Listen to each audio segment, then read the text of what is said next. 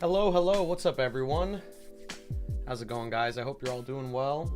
We are back today with another chapter. I'm actually gonna put the soy face and the watermark and all that bullshit up before I forget. How's it going, everyone? Hope everyone's having a good Thursday today. I hear this chapter's crazy, I can tell based on the chat. But that's pretty exciting. So yeah, I hope this week's been good to you guys. It's been a pretty long break. It felt like this past break was I don't know.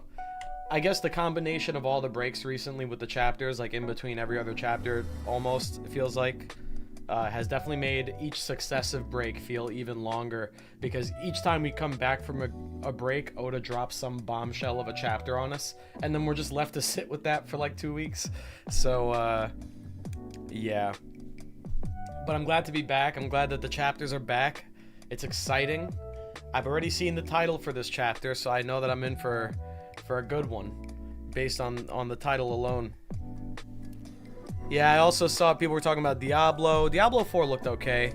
I'm more interested in Street Fighter. Street Fighter comes out at midnight tonight. If I manage to stay awake, I'll probably get some games in online and, you know, get salty or whatever fighting game players do. How's it going, guys? What's up, KC? What's up, Toby? Stefan, Moog? How's it going? K Maya, how you doing? How you doing, Rubix? Johannes? Doron, what's up, Doron? Welcome to the stream, guys. Thanks for being here. Yo, what's up, Jace? Let's go. I won't be streaming Street Fighter 6, Stefan. I'm not gonna bring video games onto the channel anymore, like I talked about last stream. I'm just not gonna bother. But maybe once I get the other channel, like if I get my video game channel, or the one that's supposed to have video games on it. Basically, if I get a secondary channel running pretty well, I'll probably stream there at some point. So, yeah, 1085, this is gonna be fun. I'll get into it in like 5 minutes. I'm just gonna let people roll in. I know some of the people that hop into the streams are always chomping at the bit to get the reactions instantly. They're like, stop fucking talking, start reading. I know, guys, trust me, I want to start reading as much as you want me to start reading, but I do want to let people get in here, because otherwise then we have people pulling up and then it's like, did he read the chapter yet? Oh man, you know, I missed it, you know, shit like that. So I just want to give people a chance. I still have a Twitch. Yeah, I do have a Twitch. I don't really use it, but I guess I could go live on Twitch. I wouldn't mind doing that, I guess.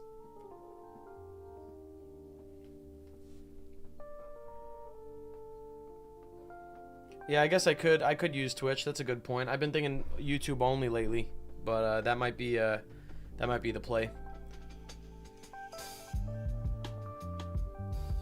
Want to run some sets, Rubix? We'll definitely play sometime. It won't be tonight because you know, it's gonna come out at midnight, but we'll definitely run some sets sometime soon for sure. I'm trying to play Ken right now. I don't know. We're gonna see depending on the because I haven't played the other characters that weren't in the beta, so I don't know if the other ones are gonna be more to my liking. But I'm pretty much a Shoto player now. For those of you wondering where my second channel is, or what my alternate channel is right now, I have 2 alternate channels, but I started a new alt recently for video games. Let me see if I can pull up the link to it. It's now listed in my channel's about page, so if anyone's interested in getting sub to that channel in advance for whenever I decide to start putting content on there, I might not, but I made it in advance. I locked in the username in advance. It's called the Hidden Arcade. So I posted a link in chat there. It has 18 subscribers right now, so you can get in the door early. So if that sounds interesting to you, I just posted a link in chat. You guys can go hit that up, and you know, if I do decide to go live or if I decide to stream video games in the future, it's all gonna happen on that channel. If I have any video game related videos that I want to make, I'm probably gonna put it on that channel as well. So yeah, go sub to that, and whenever I start, you know, making my moves elsewhere that isn't just in the One Piece space, you know, that'll be a good place to find me. I'm probably gonna start a bunch of channels and see what sticks, but we'll see. Yeah, Twitch doesn't have content recommendation.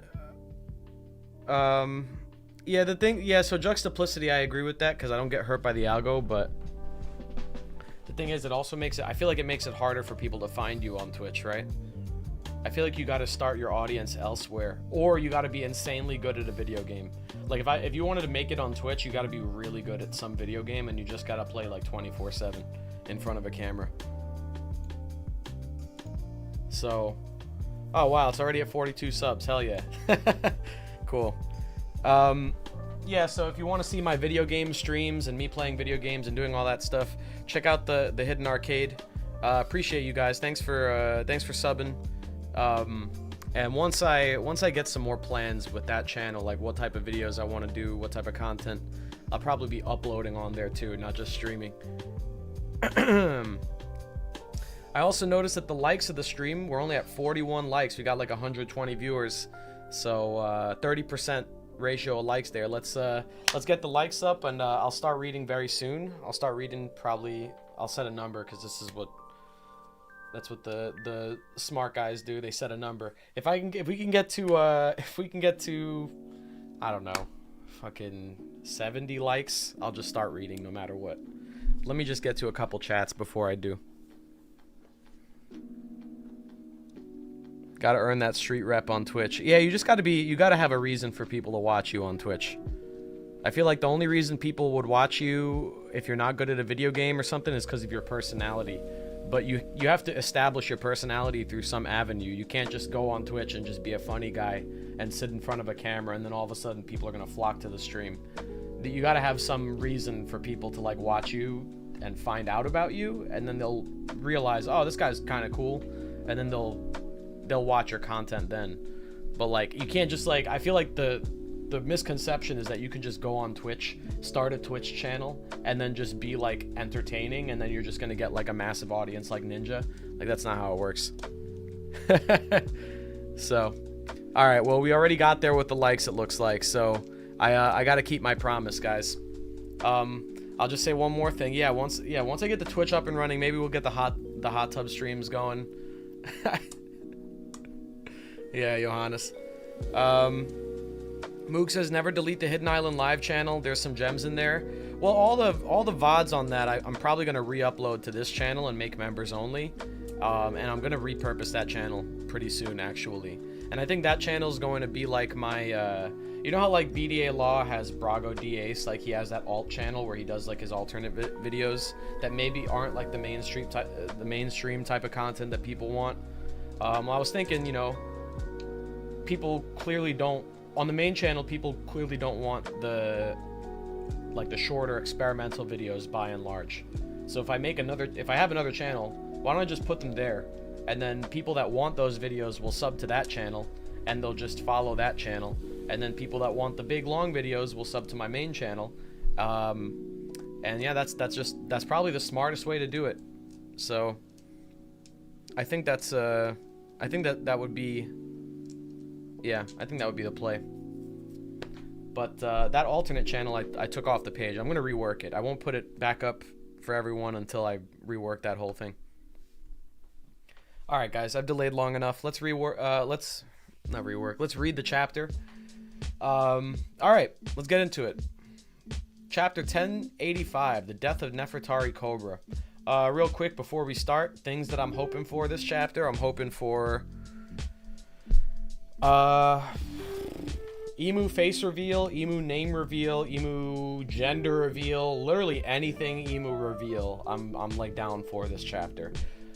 Things I don't want this chapter, although I'm scared that they might happen. I think the Will of D might get revealed, possibly the Will of D or something about the Will of D might get revealed this chapter.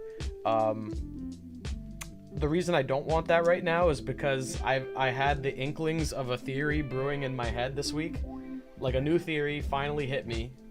The writer's block for theories is like slightly lifted, and I have a little bit of an idea, kind of like a theory analysis type thing, but I have inklings of an idea that have been brewing, and it's related to the Will of D and the truth about the Will of D and what it means and why the Will of D members always smile like before their death, things like that. I have a pretty solid idea, I think. But if that gets answered this chapter, there's no point in making the video. And if it turns out to be wrong, there's also no point. And I wouldn't have gotten the theory out in time before this chapter, so I couldn't say that I actually predicted it because the chapter came out before the video. So, yes, I gotta just hope that they don't talk about the Willa D this chapter, but I feel like we might. Oh, and that reminds me, I also have something funny I want to show you guys after we read the chapter, but we'll get there. All right, anyway, so yeah, I hope we don't touch on the Willa D. I feel like we will. I want any sort of emu reveal, and I want to see what the title implies. I want to see Cobra get capped by Shaka and Pell or some shit. I don't know. We'll see. All right, cool cover story here.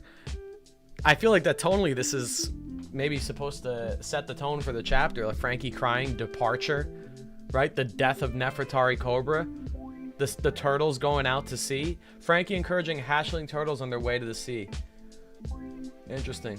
I wonder if that's some intentional imagery there.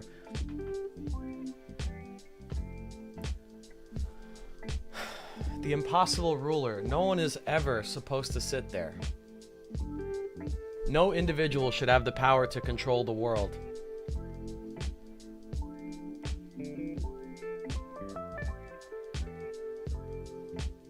Mu? Mu shall address two of the points being discussed, and thou must answer a single question in return, Cobra. Who are you? Emu uses mu to refer to themselves in third person. Typically means void, but can also be a reading for dream.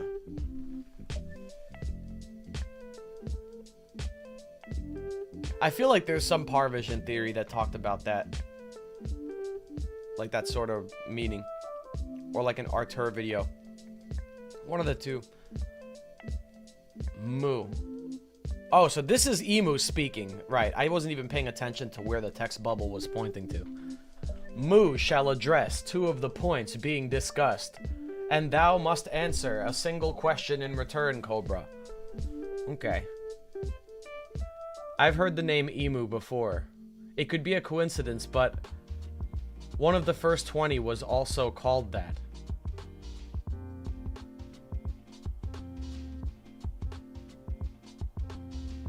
Holy, hold on. Such curiosity teeters on impertinence. It will not be dignified with an answer. Fuck you! Well, you're gonna kill him anyway. Just tell him. Are you kidding? Not be dignified with an answer. Yeah, dignify this. However, those initial queries shall be addressed. So they're not going to address the nature of Emu being one of the original 20. Okay, so it's not Lily, because Lily was one of the original 20 monarchs that did not. I mean, this is implied to be a separate person. Those initial queries shall be addressed. D is the moniker of our ancient enemy. Okay. In recent times it has cropped up. Well, I hope we don't get it. Ah, fuck. My theory is going to get shot down this chapter, isn't it? In recent times it has cropped up more frequently. However, it is nothing but a faint echo. Those who carry the name do not even know if its true meaning now. And yet, nothing but a faint echo. Descendants of descendants of descendants. I really think that the D is like the descendants of Joy Boy or some shit. Right? Because, like, why is it an echo now? Even though it's probably present. I mean, it's the D name is present in a lot of people. Unless the implication is that, excuse me, there was a lot of D. It's not just that they're the descendants of Joy Boy or something. There's a lot of D members that existed even back then. And maybe there's a lot less now. This irritation only endures due to Queen Lily's grave blunder. Okay, so this is not Queen Lily at all. Grave blunder 800 years ago. So the only reason the D currently exists is because of Queen Lily? Those who carry the name do not even know of its true meaning now. In recent times, it has cropped up more frequently. However, it is nothing but a faint echo. This irritation only endures due to Queen Lily's grave blunder 800 years ago. Fuck. Blunder? The same can be said of those irksome scholars investigating the so-called Void Century. Without that blunder, there would be no pirates chasing the poneglyphs in pursuit of the treasure either. If it were not... Was it?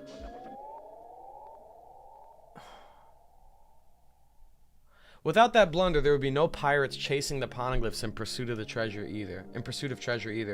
If it were not for Lily's incompetence, those vexing relics would have never have been scattered all over the world.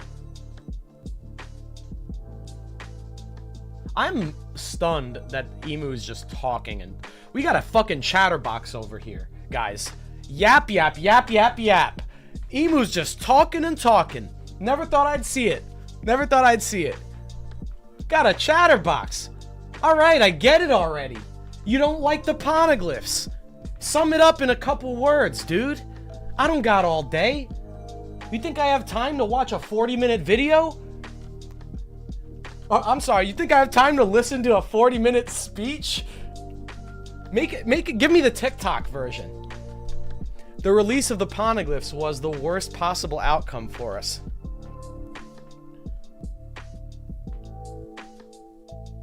So one must endure whether or not it was truly a mistake or whether it was actually a part of some larger plan. So they were kept somewhere? The poneglyphs were kept in some sort of place? Or they were made, maybe that's what the Ryu poneglyph is, right? Because the Ryu poneglyph is when you take all the true poneglyphs and you combine them, it forms the full story of the Void Century, supposedly. Maybe all the poneglyphs were all part of one giant block. Is it possible? Is it possible that the original poneglyph was actually one massive poneglyph that was split into a ton of cubes?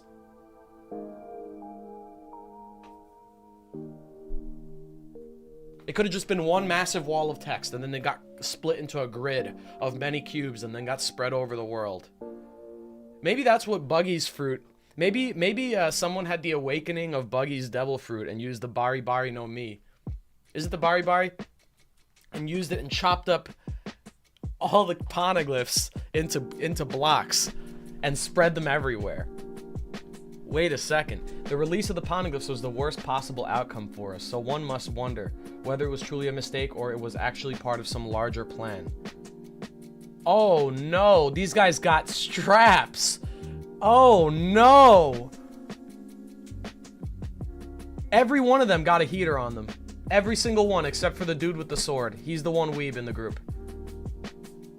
He's the one guy that's like, katanas can cut bullets, dude. If you're fast enough, you can cut a bullet with a katana. That's who this Gorosei is. He's like, I don't need a gun. Yeah, whatever, dude. Cool, I get it. The truth undoubtedly lies in the letter Lily left. So, pray tell. Was it a deliberate choice to only refer to her as Queen Lily of House Nefertari? What?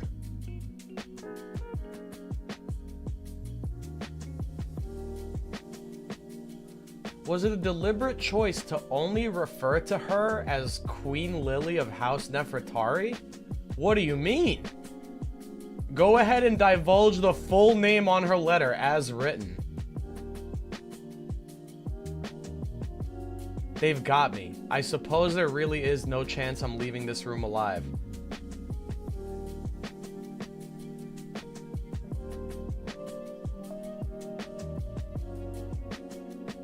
I take it that there is no fib I could tell that would satisfy you enough to let me go. Your fate was decided the moment you saw the Great Emu. Not surprising, they can't let anyone know the world's greatest taboo has been broken.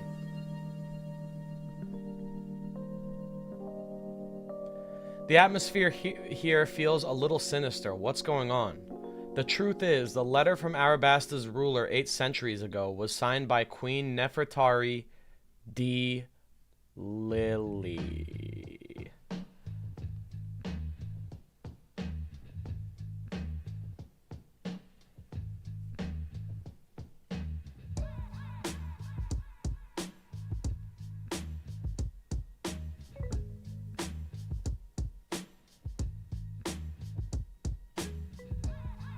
D.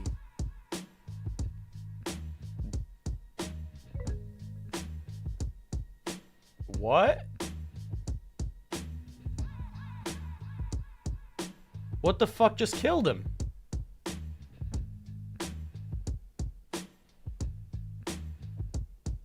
What? Fire Fist.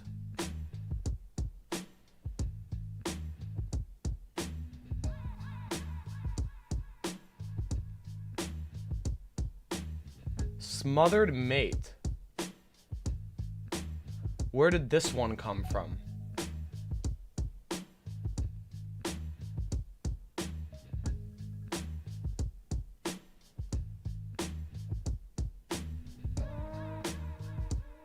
Did it turn into like a monster? What is that? What just happened there? It turned into like a monster thing.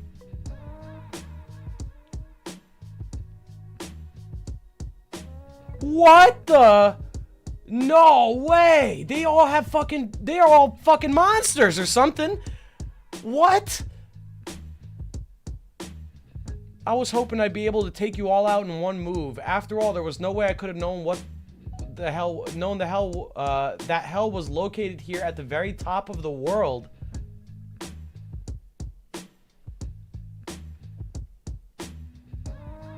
You're with the Revolutionary Army and you still stepped in to save me. Our cause is more concerned with the monsters that sit above the kings and queens of the world. Do you know Luffy somehow?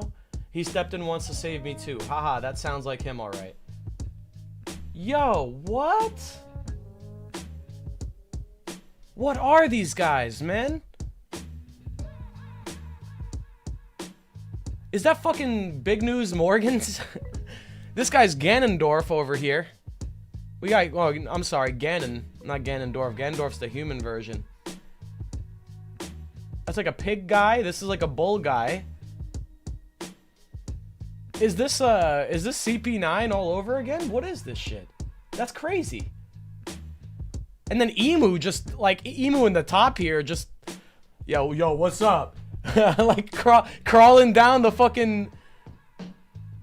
You think that's gonna grab anyone's attention? Maybe when they come into the room? I don't know, because they're gonna see some of the swords are out of place. It's not looking too good. Leave me, I'm dead weight. You have a better chance of escaping on your own. Not gonna happen. There's something I've come to understand. And if you die here, we'll be in trouble. Because I need you to deliver a message to Luffy-kun and Vivi. You want me to tell them something? Tell them we share the moniker D. Dude. No way. Vivi's a D?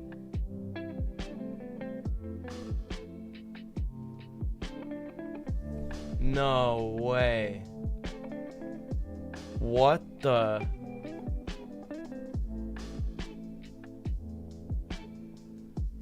I finally know the path. I finally know the path Alabasta must follow. So you both have D in your name. Is that just a coincidence or something? I guess. Who cares? A name's a name. Do you want a D in your name, Sabo? What? You can be Sadbo. Sadibo. Why'd you put it there?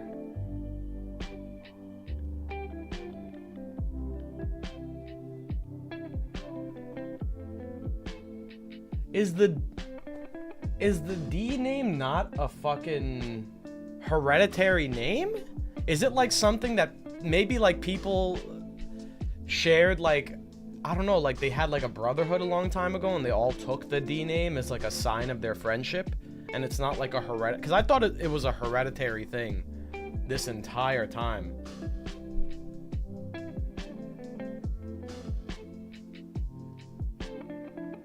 This, whatever this is cool. Emu straight up looks like an Umibozu right now.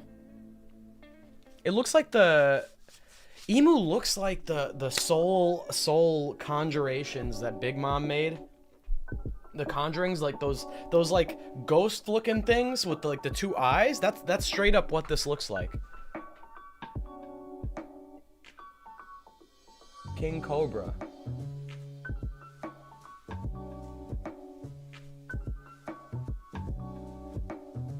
The poneglyphs must be protected. I think that says must be protected. Fly the flag that heralds the world's eventual dawn. Nefertari D. Lily. I'm counting on you, Sabo. King Cobra, you must live on.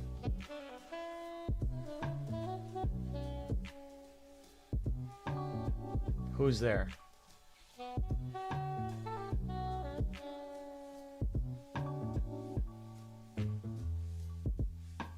Wapol saw this shit?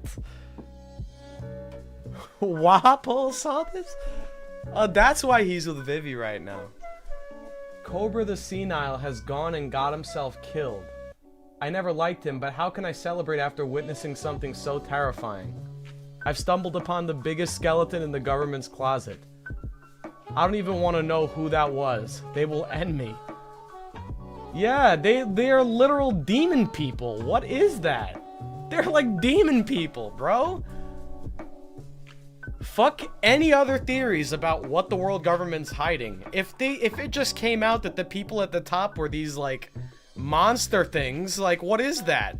That would freak anyone out, bro. What? That would freak any. I would lose my mind if I saw that shit. Like at the top of the world, like the whole world's been governed this whole time by these like freak alien monster things. Unless these are just like devil fruits and they're like being really ultra silhouetted, but they look almost like malleable and like they don't have like a clear form, like they're almost like living shadows or something.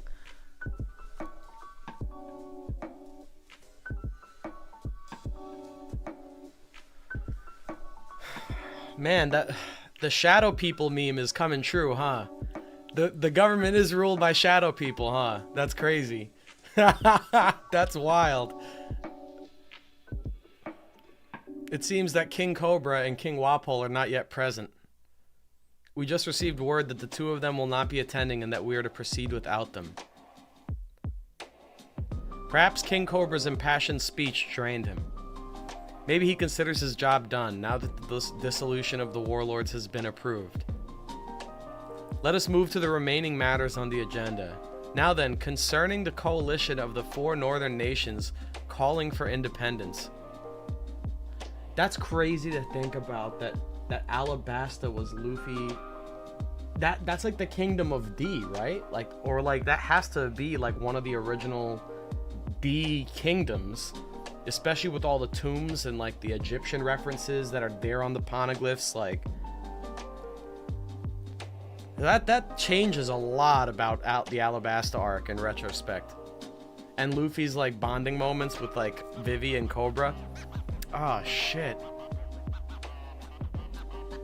Damn, that's wild. And Ace was also there at one point too.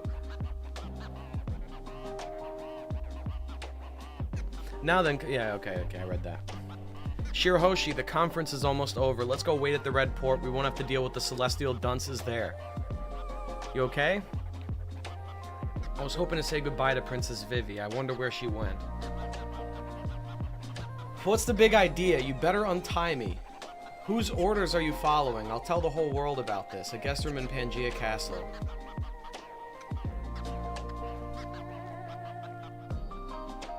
Hey, easy there. You're being too forward. You gotta play your cards closer to the vest if you want a shot at being free, you know? You're one feisty chick. Okay, so Jobra's back. Jobra is back. Khalifa. I'm afraid no one's going to help you, princess. Once your disappearance is made known, you'll probably live the rest of your life like a pet. Is Shirahoshi alright? Seriously? Now's not the time to be worried about others, little missy. I love that. Shirahoshi wanted to say goodbye to Vivi, and Vivi's like worried about Shirahoshi. That's cute.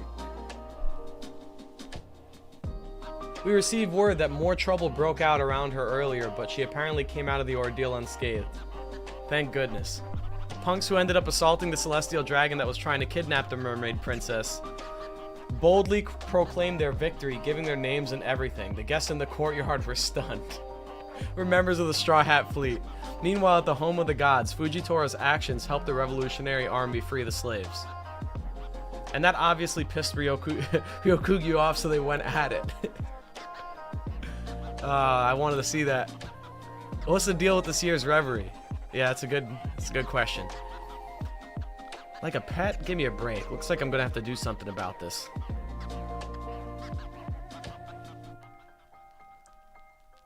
Spare me, I didn't see a thing. Wapol charges through the wall. He's chomping.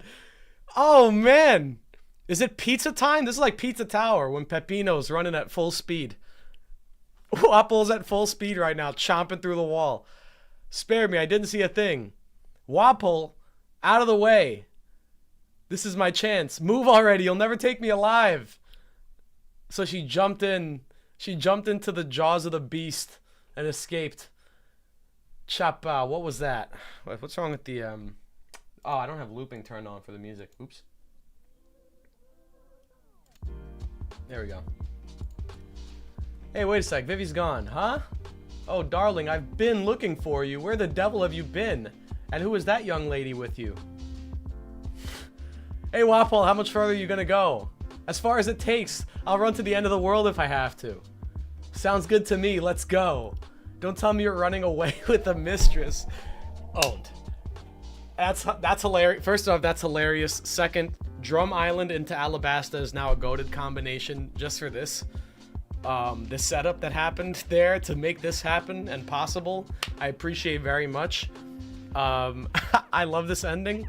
This chapter is probably... This is like, this is the best chapter of the year. This is the best chapter of the year, I think. I think this is start to finish. First off, this felt like the longest chapter I've read in a while. This felt like really, really meaty. It felt like there was so much packed in. There's so much crazy stuff that happens. Emu talking, wild. Out of control. Like, straight up. I did not expect this much dialogue out of Emu. I was ready for all the Gorosei to do the talking here. But, looks like we got a chatterbox over here, you know what I'm saying? And we got all the Gorosei, which I find hilarious how they all go out of their way to pull out their guns and they grab their sword. This douchebag grabs his sword here. And they're all like, oh, we're threatening you with violence. Let me grab this gun. I'm gonna shoot you. And then they just transform anyway. Like, they don't even use the guns. They just transform into shadow people. So, I just think that's funny. Yeah, there's so much that happened this chapter. It's insane. We learned so much. Character like trajectories now started to all come together. They all crossed paths and intersected in this chapter. All the insight we got, the D name drop for the Nefertaris. I was not ready. That I was not ready for. I'll be real. Damn.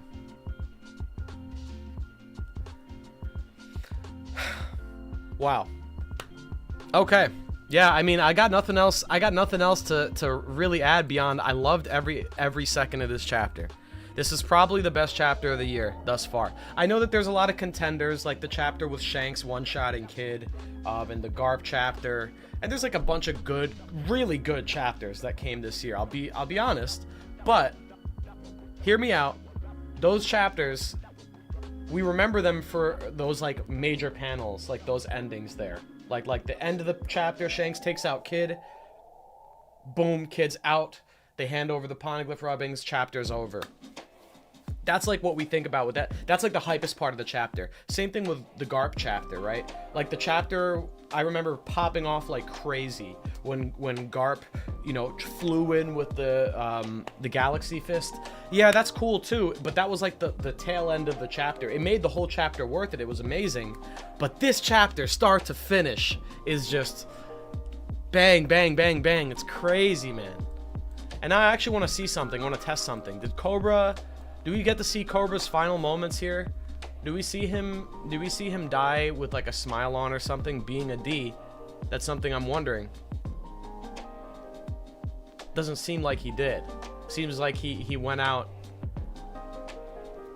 He went out with regrets.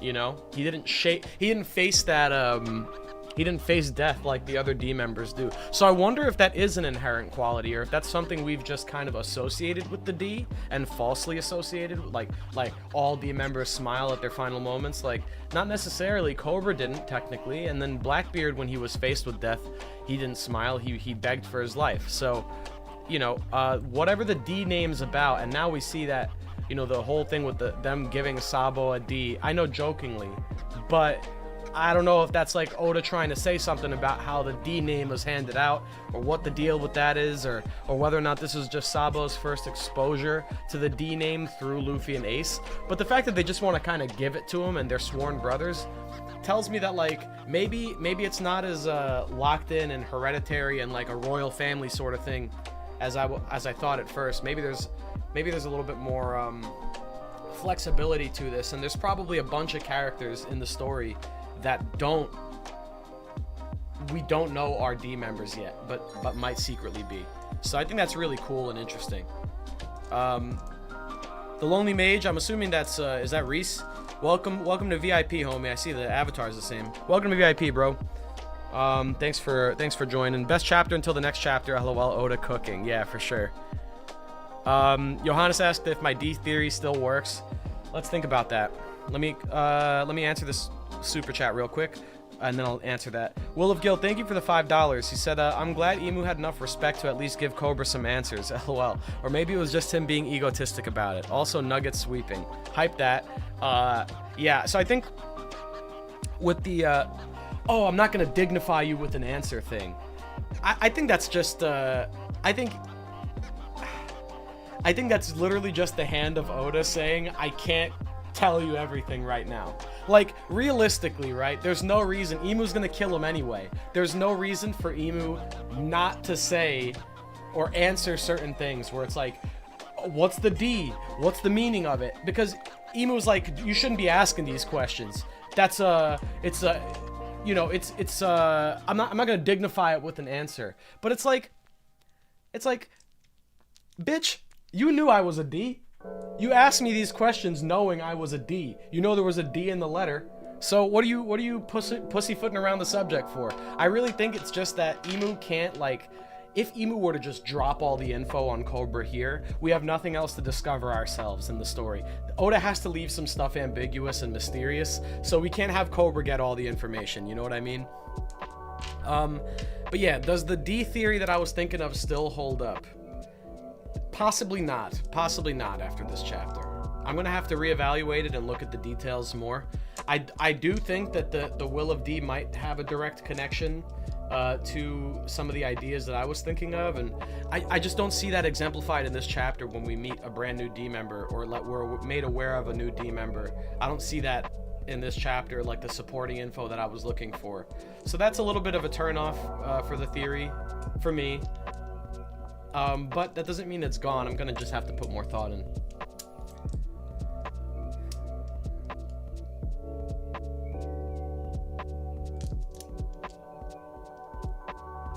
How do you feel about Lily maybe having possessed Kuma's devil fruit during her time? From Salvador Shot. That's an interesting idea. I definitely want to know who possessed what devil fruits 800 years ago. Because when it comes to like, when it comes to characters in like the relatively modern age where it's like, oh, this character had X, Y, or Z devil fruit, and they had it before this character got it. It's like, that's really hard to prove unless we have like concrete evidence. So like, I feel like those theories aren't usually worth the time, especially because whoever had the theory, or not whoever had the theory, whoever had the devil fruit just before Luffy or just before X, Y, or Z character, they obviously didn't make enough of a difference with the fruit to be relevant to the story currently. The person who's using that devil fruit and is actually making use of it in the story is, or the one that's using it in an important way is the one who's like a figure in the One Piece story currently. I'm not sure if I'm explaining this well, but like, basically the point I'm trying to say is whoever had the Mera Mera no Mi before Ace doesn't matter, right? Or at least the one directly before Ace or a generation or two before Ace doesn't really matter, because the only person with the Mera Mera no Mi that matters is Ace, and then by extension Sabo, because they're both central to the story.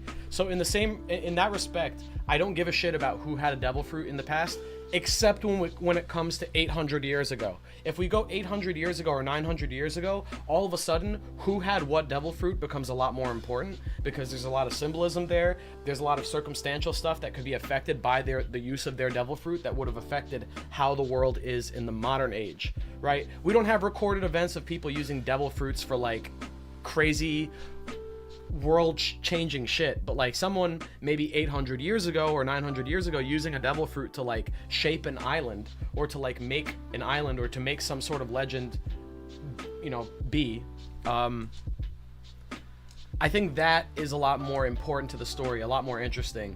So I definitely want to know, for a lot of devil fruits, I want to know who their original user was, how they used that fruit, and what happened to them. Because I think that could hold a lot of implications and explanations for how the One Piece world became as crazy as it currently is, right? Why is it that this world is a world that's filled with all this like advanced technology on one end, and then there's other islands that are stuck in like the Paleolithic, or not Paleolithic, like the prehistoric, like, you know, like there's like dinosaurs and shit walking around. I don't think that's the Paleolithic. That's like cavemen and shit. But like, you get what I'm saying, right? Like, there's got to be some greater explanation for why the world is as crazy as it is. Maybe it's going to chalk up to magic at the end of the day. That's fine too. But I do think that having those like original devil fruit users play a part in the history is a good way to explain a lot of it. Getting kind of tired of silhouettes, not gonna lie. Mizo, I kind of feel you on that, man. I kind of feel you on it. At least in this case, the silhouettes are revealing about something. Like, we learned that they do have, either these are devil fruit abilities, or this is their natural form, their natural state, and they're actually just monsters. It could be. You know what I'm realizing now? Now that I'm looking at this, doesn't this one Gorosei kind of look like the Onigashima skull? Doesn't this look like Onigashima? I know it's probably like there's not really an overt connection there, but just the silhouette of like the skull, the sad, like the kind of like eye holes that are like almost sad looking here, and like the horns and everything. I don't know, it just kind of reminds me of like an Onigashima look. And I wonder, like, if these are all supposed to be, are they like shadow entities? Are they actual monsters beneath the silhouettes? Like, maybe the silhouettes are not silhouettes. Maybe that's actually what they are. They're just made of shadow or something like that. That's a possibility to consider. The Lonely Mage, thanks for the 10, bro. He said Blackbeard can't sleep, so he can't dream, and Cobra was a king following his inheritance, not his dream. The D's smile in the face of death is because they lived a life chasing that dream, so no regrets. Interesting. I like that idea. So let me illuminate a little bit what my theory that I was like thinking of is, because it actually does tie into this concept. I keep dropping. You know what? Someone recommended I buy a dice tray so I don't drop the dice all the time. That I like fuddle around with these dice. I bought a dice tray and I still drop them. So go figure. Let's see. So what was I saying? The theory I have about what the Will of D is all about, and like what the deal is with that, right? I think the reason they smile before their death is because I read a book just the other day, The Enchiridion by Epictetus, who was a Greek philosopher. He was a Stoic philosopher who basically, little interesting thing about him, he was a slave who went from being a slave to becoming like the philosophical, I'm pretty sure advisor or at least major inspiration for one of the greatest like emperors in Rome's history, Marcus Aurelius. So those of you out there who are like big into literature and maybe like are into getting into philosophy, and you might have read Marcus Aurelius's Meditations. A lot of times when people tell you to read Meditations, they'll recommend actually you read the Enchiridion first, because it's that book and those teachings that kind of like heavily influenced Meditations and Marcus Aurelius as a whole. And in that book, trust me, there's a point to this this long-winded explanation. In the book, he talks about how basically there's no reason to be upset about anything, and how the whole concept of the book is how to live a life where you feel free, how to live a life of freedom. And he posited that even if you were a slave, even if you were, I don't know, you could think of like the worst situation that you were in society. He himself, being a slave, had this philosophy. So he actually did ascribe to this belief.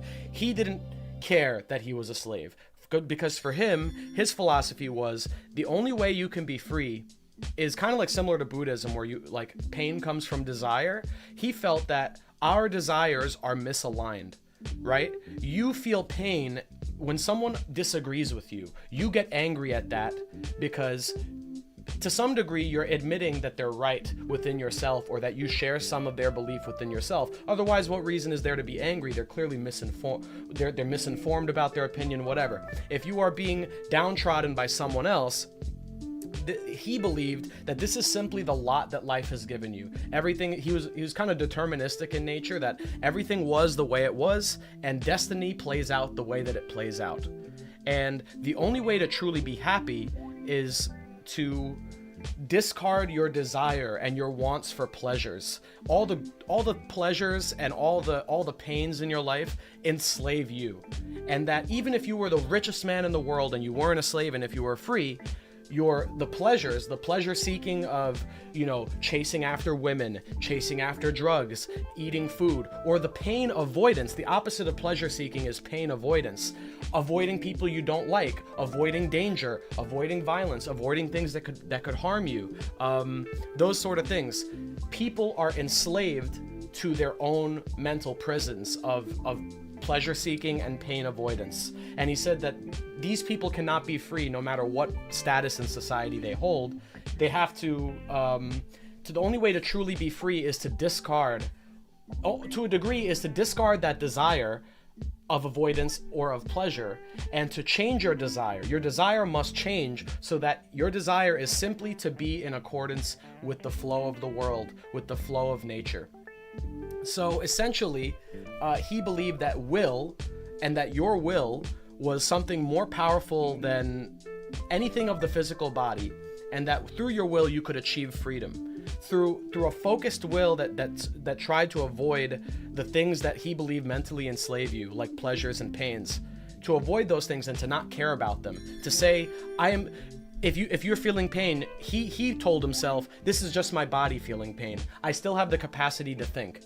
And this is where the crux of the Willa D thing comes in. And this is why I find it so interesting.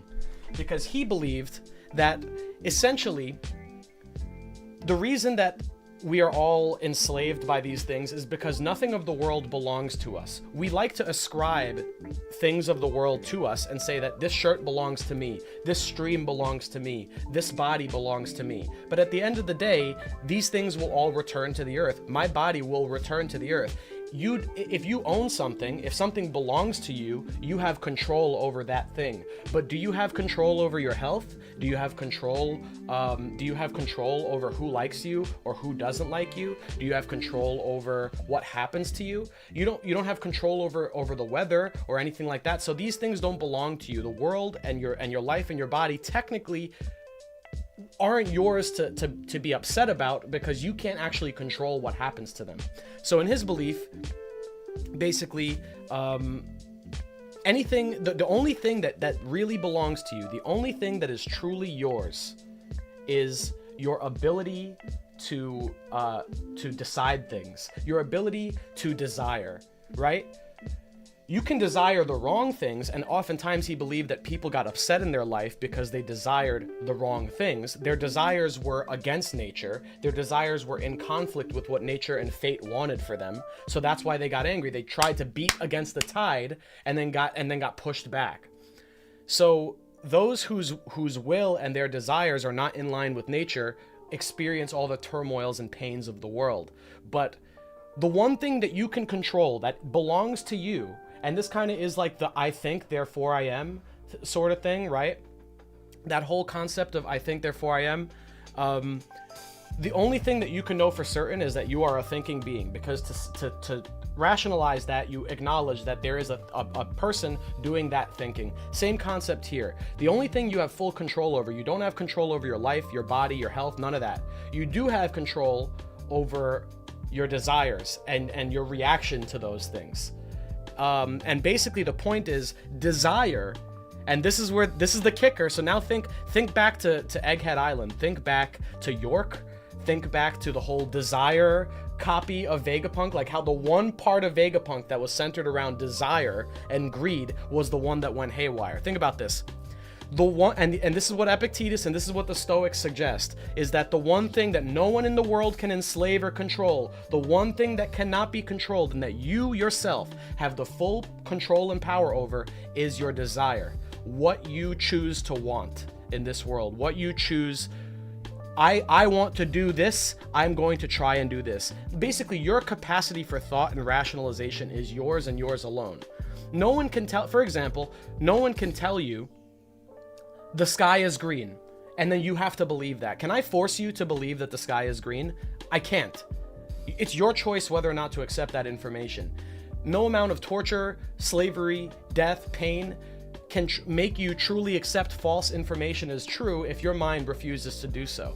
I can maybe coerce you into doing that. I can force you to say something you don't mean, but at the end of the day, your desire and your rational thought processes are in your control. Your ability to assent to certain beliefs is in your control. So how this ties into One Piece is that will and desire are the one thing that you can't control someone. You can't control in another person. The world government can enslave and control the entire world and rewrite history and do all this shit to all the people in the One Piece world and basically control every aspects of their life down to the little details so that they don't notice they're a part of the machine. They can control all of it. But there's one thing that no matter what Imu or the world government does, they cannot control it in people, and that is their desire. Inside their head, what they wish for, what people wish for, and what people want cannot be controlled. And now we arrive at the big quote of One Piece. People's dreams never end, or rather, these are the things that cannot be stopped. People's dreams, People's dreams, the tide of the times, and like the will of the people, or some shit like that. All comes back to the same concept, right? You can't control what people wish for. You can't control what people dream about and what they dream for. And maybe that's what the D is. Maybe, I don't know if it's dream or desire or what, but something about the people of D makes it so that they're the least, it's impossible to control them. And that's what the world government fears the most, because their whole MO is about controlling everything. But they can't control desire.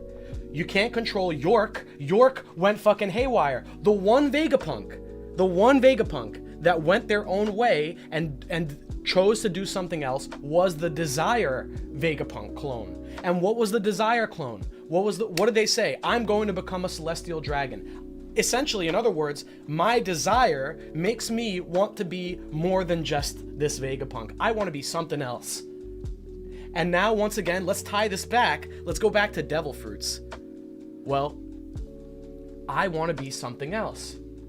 I don't want to be a clone of Vegapunk anymore. I want to be a celestial dragon. Well, what if Vegapunk talked about how Devil Fruits are the product of people's desires in different timelines or different dimensions? So you're telling me, basically, is that Devil fruits are made when people collectively made the decision, I want to be this. I want to be a monkey. And now I get a monkey zone devil fruit. I want to be rubber. And then you get a rubber devil fruit. So what happens then? What happens when someone desires nothing except for freedom? Let's say you have a devil fruit for every desire.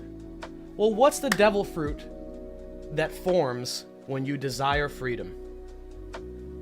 The Nika, the Gomu, or the Gomu Gomu no Mi, the Hito Hito no Mi model Nika. That is what happens when not only is it you desire to be X, Y, or Z, but you are desiring specifically freedom. And to tie it back into the Enchiridion, what one concept that is emphasized over and over in the Enchiridion and in meditations is that you shouldn't fear death.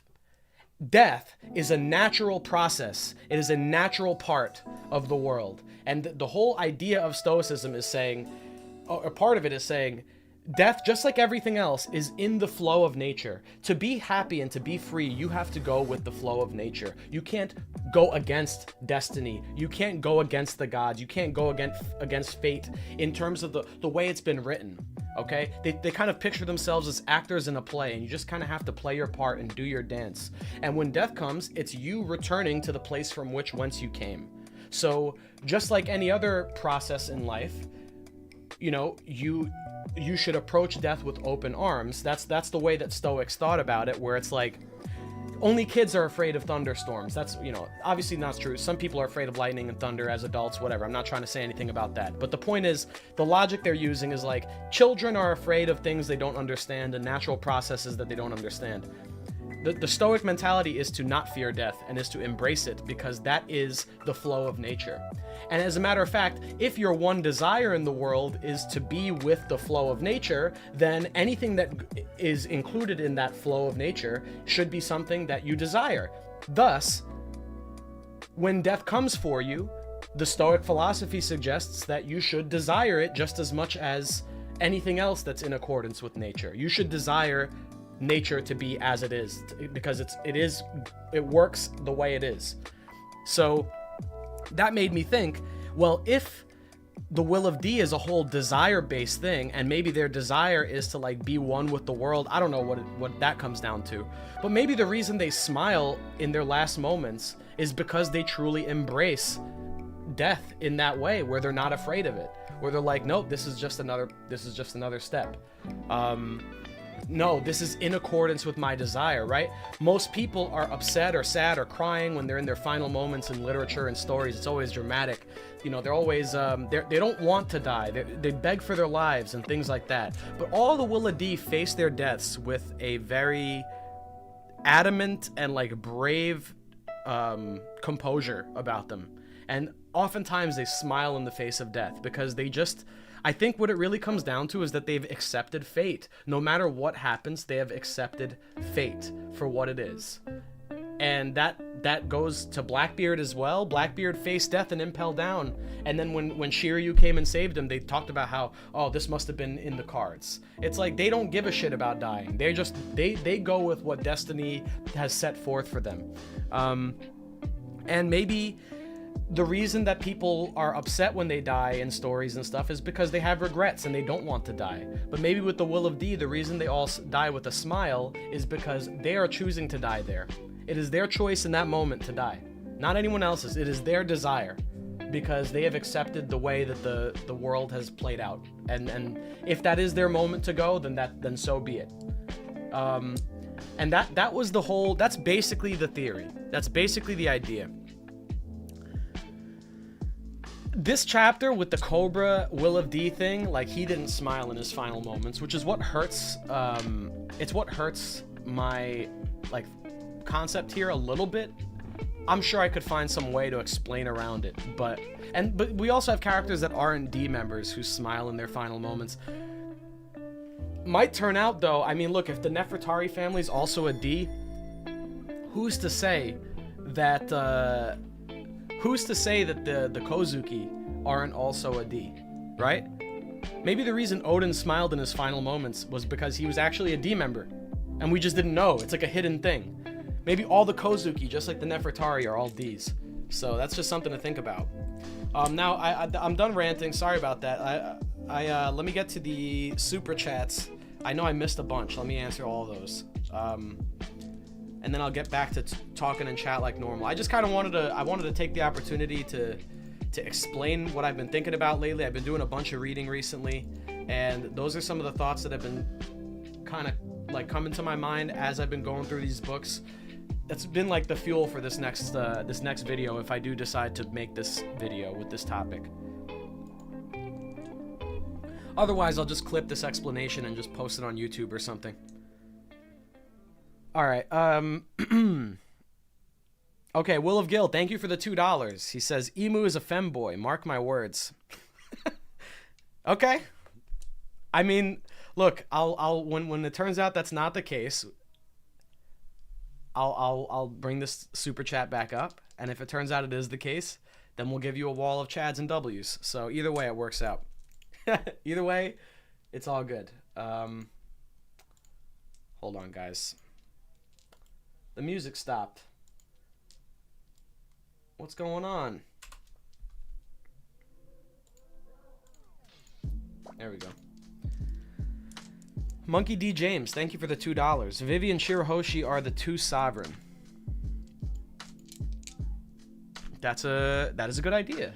That is a good idea. Could be. And they do have that back and forth this chapter, right? Where Vivi and Shirahoshi are both kind of like concerned about each other.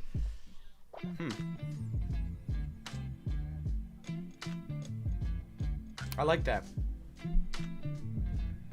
Johannes, thank you for the €5, bro. He said, thoughts on the Gorosei being constructed by Emu like Gru's golems instead of being actual individuals. Or Gru's. I said Gru like fucking Despicable Me. Gru's golems, yes. That's cool. I want something in the world government to be artificial. I don't want them all to be people. I want some element of AI or creations in there. Artificial creations. Maybe it's like part of the devil fruit, so they're not like legit AI. I just want my emu theory to hold some relevance. That emu video is now dead in the water after this chapter, by the way. The emu exposed. I don't think the 3-eye thing is gonna happen, guys. I'm gonna be honest with you. I don't think the 3-eye idea. It's funny because like last stream, you guys were telling me, like Morge did the stream talking about emu predictions, and then like he mentioned that my video was good, and everyone that video got like an uptick in views, and people were like, yeah, this theory is super plausible. And like less than fucking 7 days later, it's just dead. It's just dead. I'm sorry. Like it's like there's no third eye. There's no third eye here. There's no fucking ocean related thing. There's no machinery related thing. There's no AI implications. This is something else entirely. This is more in the realm of like monster magic, and that's fine. I have no issue with that. I'm not complaining. I'm just gonna be real and say that the theory is probably not gonna happen. SK, thank you for the $2.20 Canadian dollars. Emu looks 2D when sitting down. Is Emu a shadow? I like that idea. Is Emu a shadow of something else that's like that is not there? It's like the shadow independent of what cast it. So then, oh, wait, hold on. Oh, wait, do I cook with gas right now? Hold on. What if Emu is the shadow projection of the sun god? Where like the sun god, right, being this like emblem of freedom who can create all this amazing shit with his mind. Because it maybe encompasses everything and like freedom and desire and like the ability to create stuff at will. Well, every light casts a shadow, right? So maybe the existence of the sun god or the existence of the Nika fruit or something like that casts a shadow in the form of Emu, who's basically the opposite, who desires to instead of making everything free, desires to control everything. And Emu here is clearly able to morph their form into like whatever shape they want.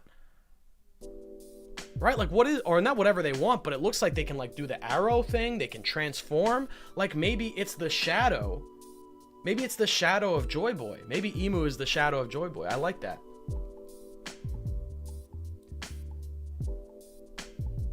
Oh, wait. Yeah, that could work.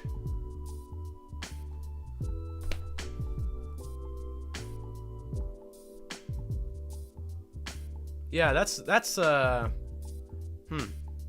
gonna have to play. I'm gonna play with that a little bit. I'm not gonna make another Emu video because I already did. But Sunreef says only issue I see is that Emu thumped when sitting down last chapter. Okay, the thump I think is definitely a piece of evidence against against the Emu hypothesis, the shadow hypothesis. Okay. Now this is great stuff. This is really this is cool ideas.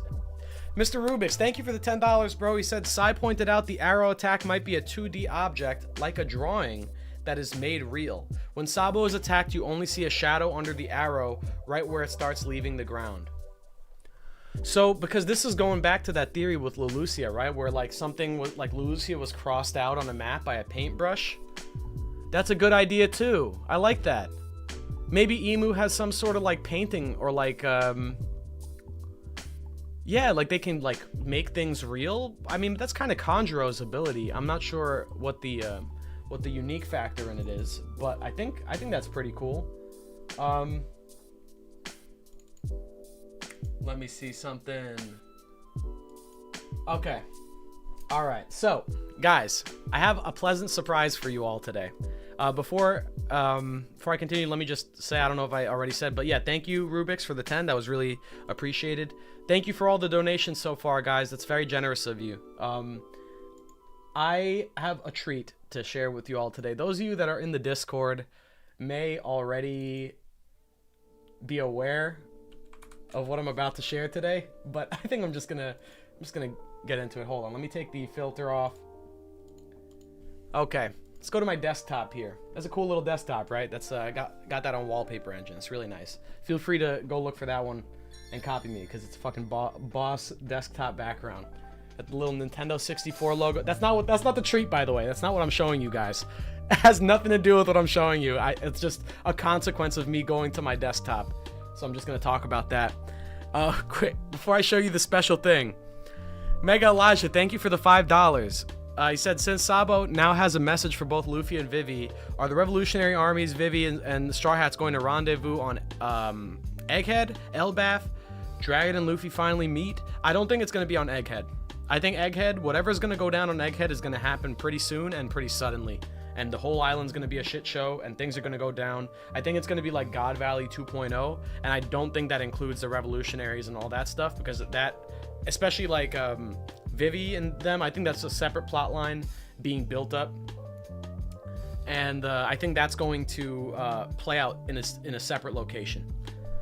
That being said, I think that after Egghead, all the plot lines are going to start coming together, like all in one.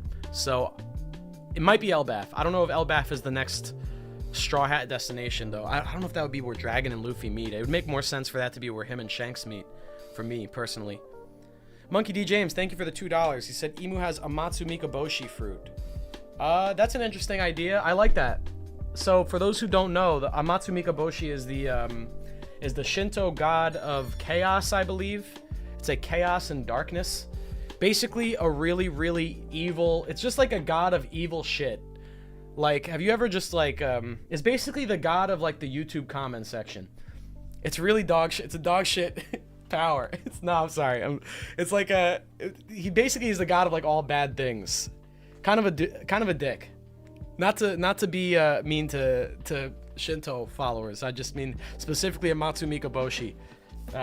Not a good deity. Pretty responsible for just terrible things all around. So I could see that being the case. I think Oda could go wild with that depiction there. So it definitely fits the bill of like this crazy amorphous shadow blob thing. All right.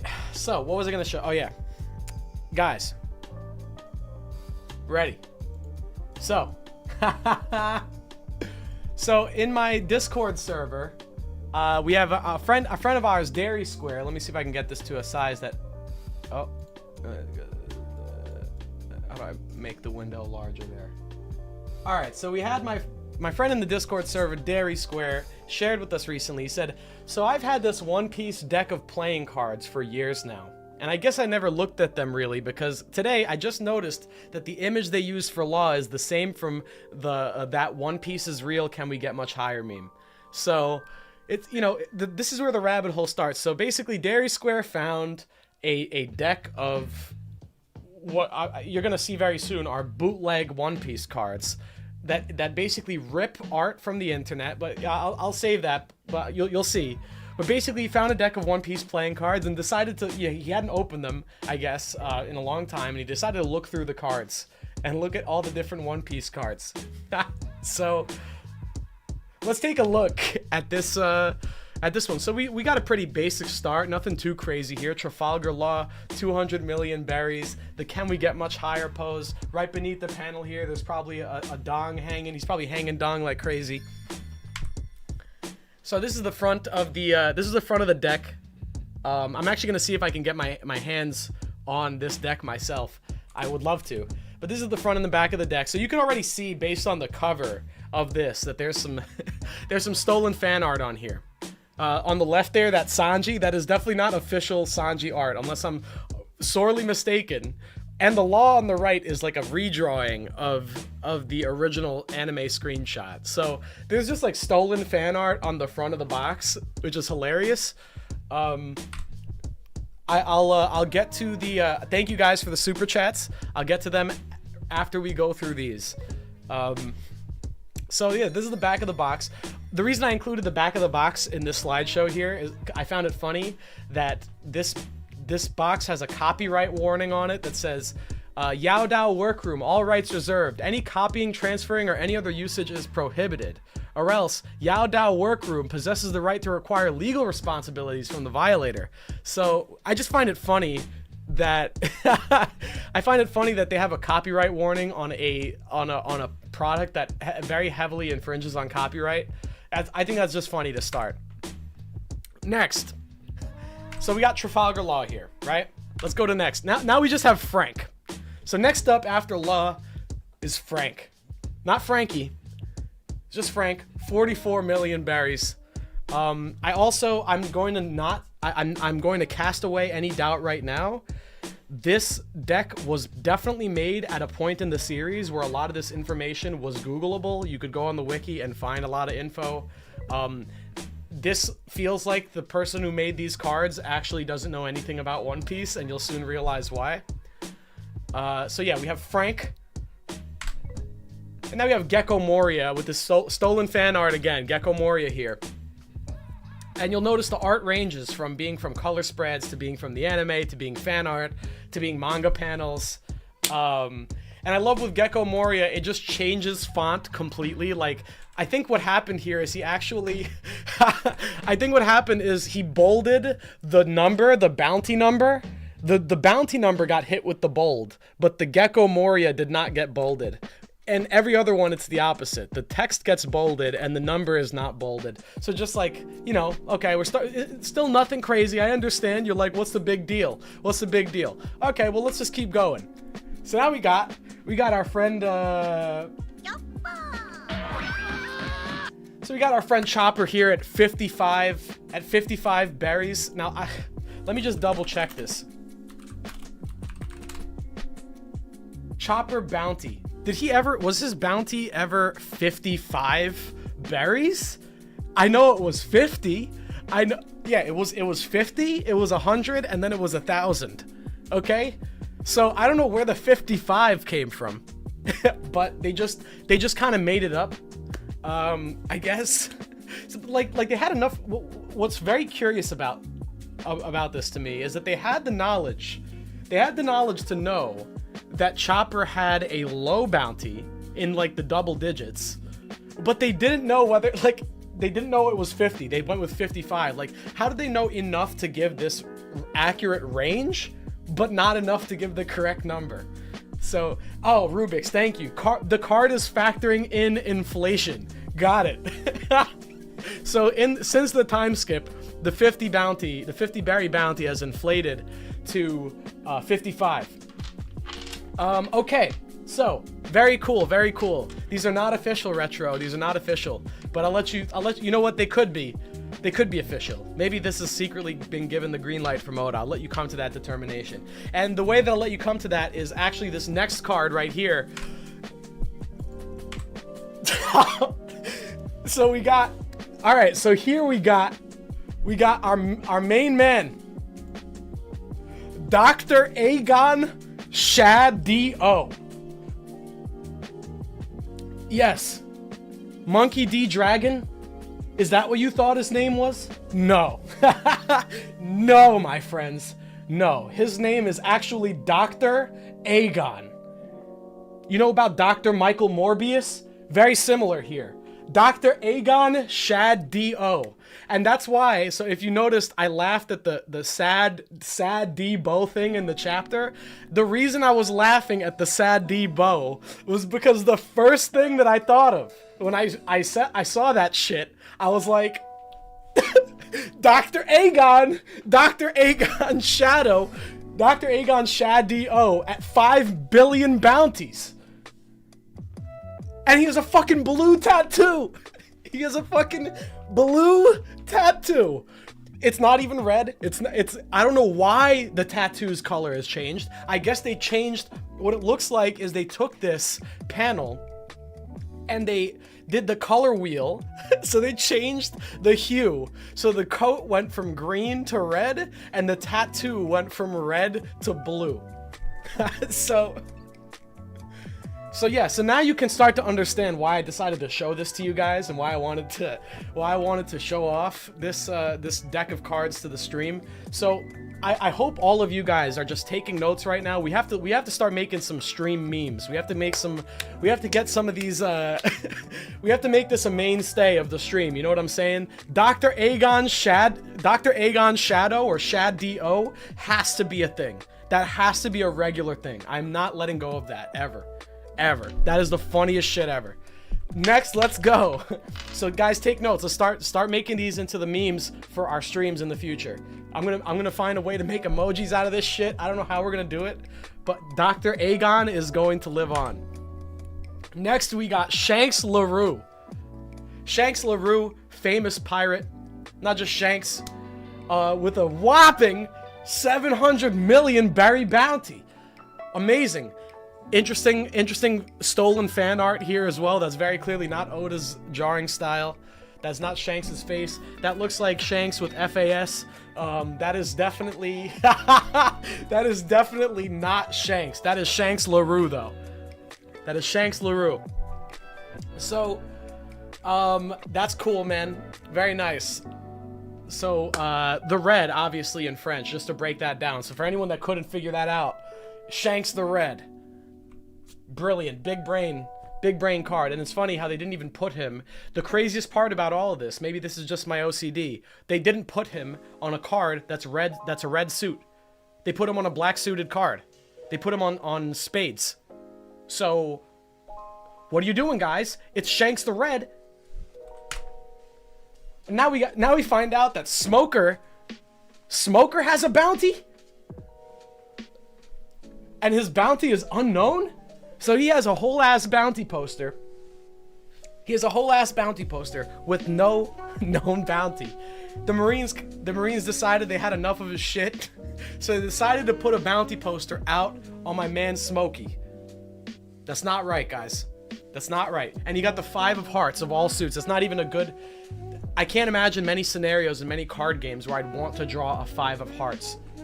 Unless I was playing like blackjack or something. Like that's a game where maybe a 5 would be pretty useful. Just a dog shit card for a dog shit character. My bad, that's not true.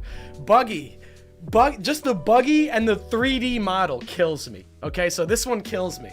It's just like we go from like all this like fan art. This Chopper one is just straight up ripped from the manga. It's just ripped from the colored version of the manga.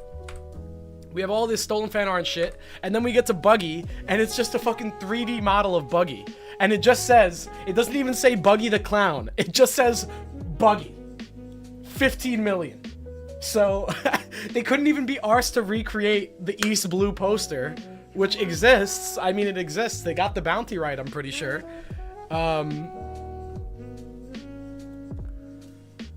Oh, Dow says rouge is red, not roux. I'm assuming that's what they meant by it. I'm also pretty sure that's how. Is that not how you can alternatively spell it? I'm not French, so I don't know. I remember seeing something like that. Roux meaning in French. Yeah, roux means red. Roux means red. R-O-U-X equals red in Google Translate. So yeah, so we got the 3D render of Buggy. Okay. Oh, that's really cool. That's really great. At least they got the bounties right. At least they're accurate. At least they're accurate on power scaling, right? Nope. They gave Marguerite her own card, and she has a higher bounty than Boa Hancock. 88. I don't even know what their point, what they were going for with this. 88,880,000 over 80 million. So Marguerite has a whole. I don't know how she's done literally nothing. I don't know where she got it from, what deeds she's done to get this notoriety. 8,880,000 berries higher than Boa Hancock. So awesome. I love the art of what's that? What? Oh man, there's this one music video that reminds me super hard of the Boa Hancock art there. Oh man, let me see if I can find it.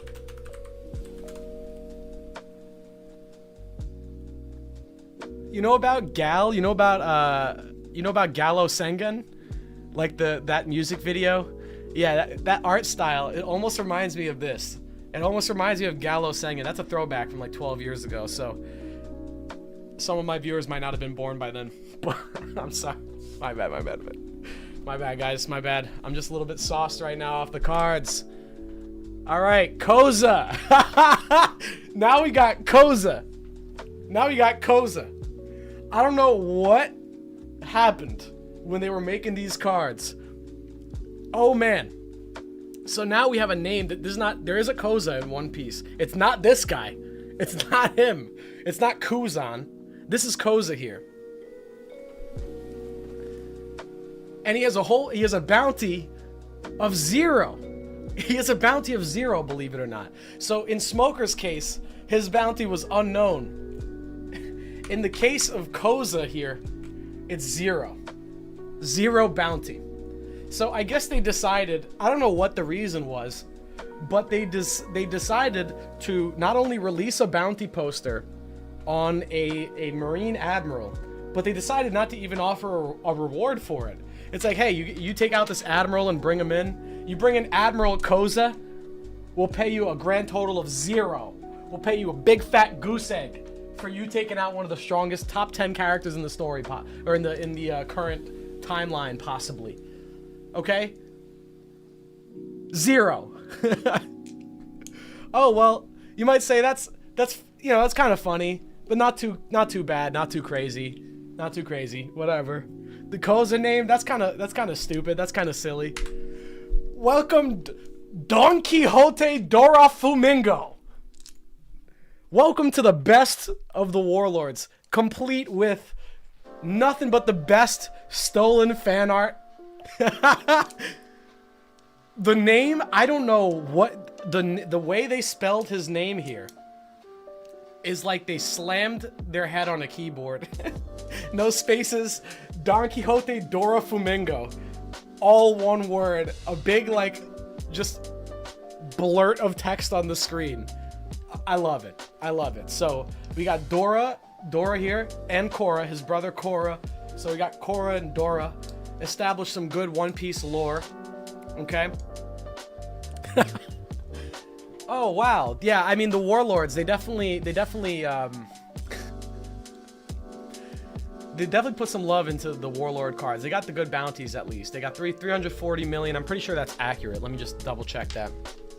It's probably not though. What am I saying?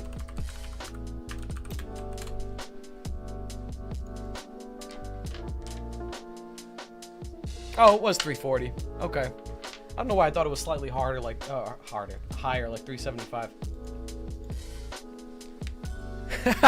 Don Quixote Doflamingo. Yeah, so amazing. Very, very nice. Let's go to the next warlord, shall we? Baromir Kuma. Baromir Kuma, everyone. So I can't wait till we get back to Egghead. We learn about what's going on with Jeweler Bonnie and Baromir Kuma and Dr. Vegpunk. As you can see, the naming schemes here, there's a consistent pattern here. Either they're just getting them outright wrong or they're just making shit up. This seems like a case where they just made shit up. I don't know how you get to Baromir from Bartholomew. But they did it. They managed it somehow. Yeah, so we got these two legends right here. Now we got Gold Roger. And I find this interesting because there's no spaces in this name either. It's just Gold.Roger. It's like a screen name. This is like how you would write his name if it was a Twitter handle. So, and we got the unknown bounty. So I just find so amusing about this because I also have the real Gold Roger poster back here. It's just like funny to me that like,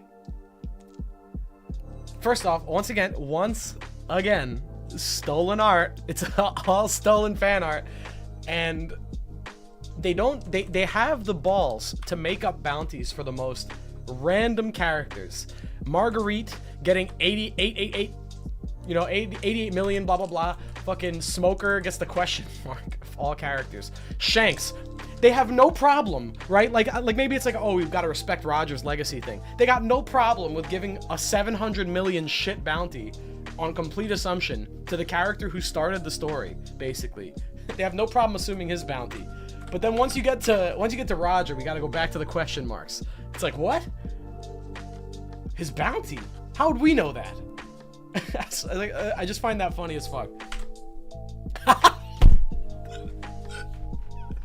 I don't think I even need to do commentary for this one. Can you guys try and make sense of this? Make sense of this. Explain this to me.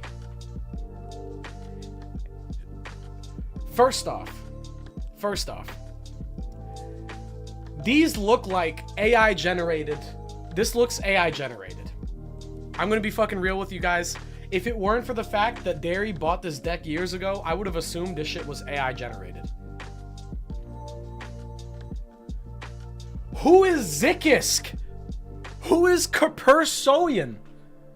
What is that? Also, the artwork, I don't know if this is, I'm sorry to the artist, because once again, stolen fan art. I'm sorry to the artist that I have to roast in the process of this. But this looks like AI generated Akainu and AI generated Kizaru. Like their faces look uncanny, like just like slightly wrong. Like they're just like not correct. Like something about, I can't describe it. Something about them is just off. And just like the name combination, the fucking zero bounty once again, the unholy trinity of the unholy, this is the unholy trinity of Koza. Let me go to this shit. Of Koza, Zikisk, and Kapersoyan. Capri Sun. Thank you, Sword Egg. Capri Sun. So we got we got Capri Sun, we got Zikisk and Koza, the three Marine admirals, at a whole whopping zero bounty, zero berry bounty for all of them. Crazy, crazy stuff. And then we got Rockstar. And then we got Rockstar. 94 mil. Higher than Boa Hancock. Okay, fine. He's on the Red Hair Pirates. Whatever. You just gotta, I just love how there's a Rockstar card thrown in. Like, you gotta have a card with Rockstar thrown in there. You just gotta, right? Of course. Of course. Shout outs to my goat, Edward Nugent. Edward Nugent. Once again, crazy how they have no issue. They have no issue assuming his bounty. They give him a 1.2 billion, which in retrospect is a trash bounty. That is a bounty that you give to Jack or like Cracker. No. 1.2 billion for Edward Nugent. Roger, still an open question. We haven't figured that out yet.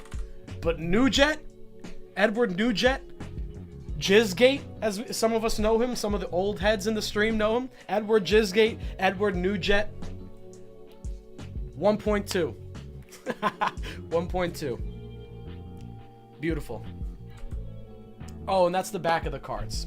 I think that's the end of all the funny ones. Let me see if there was any others. I think he sent me a bunch of pics of some other ones. Let's see.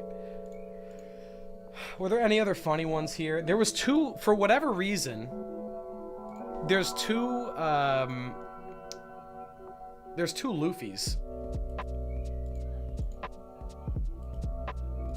Hold on.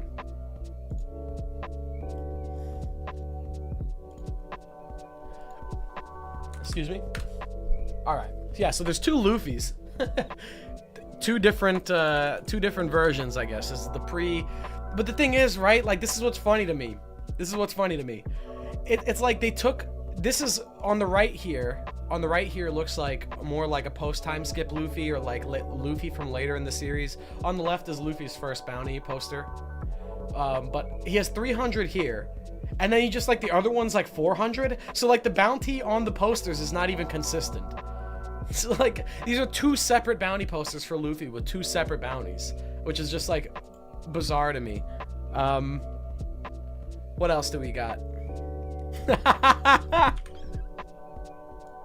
We got fucking Nightmare Jimbei. You want Nightmare Jimbei? Here.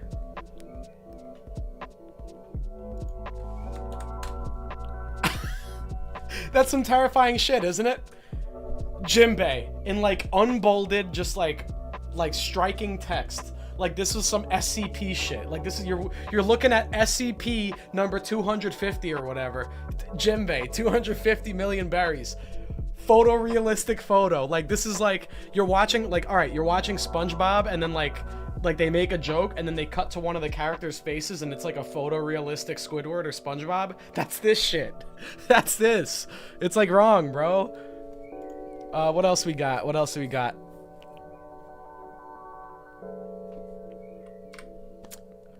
Random Dory card. 100 million. I doubt it's that. I think it's much higher than that. Hold on a second. I missed this. I missed this the first time. No way. That's so funny, man. The Mihawk. First off, okay, Mihawk's bounty, I would say it's very clearly wrong. Maybe appropriate though, given his feats in the story. I just find it so funny how there's a watermark clearly visible in the card art. You guys might not be able to make it out due to the stream bitrate, but right about here, there's a little watermark, and I can't read it. I think that just says Mihawk. So it was like a picture taken, like pulled like by some magazine or something, or it could just be like someone's artist like handwriting there. I think that says Mihawk though. But that would be really funny if like they just unabashedly took the fan art and then just like with the watermark and all, like if they took like a panel that Greisch like colored and like put that in the fucking card. Oh man. What else? Any other funny ones? Some of them are played straight, like the Zoro card. I mean, okay, this one's pretty good.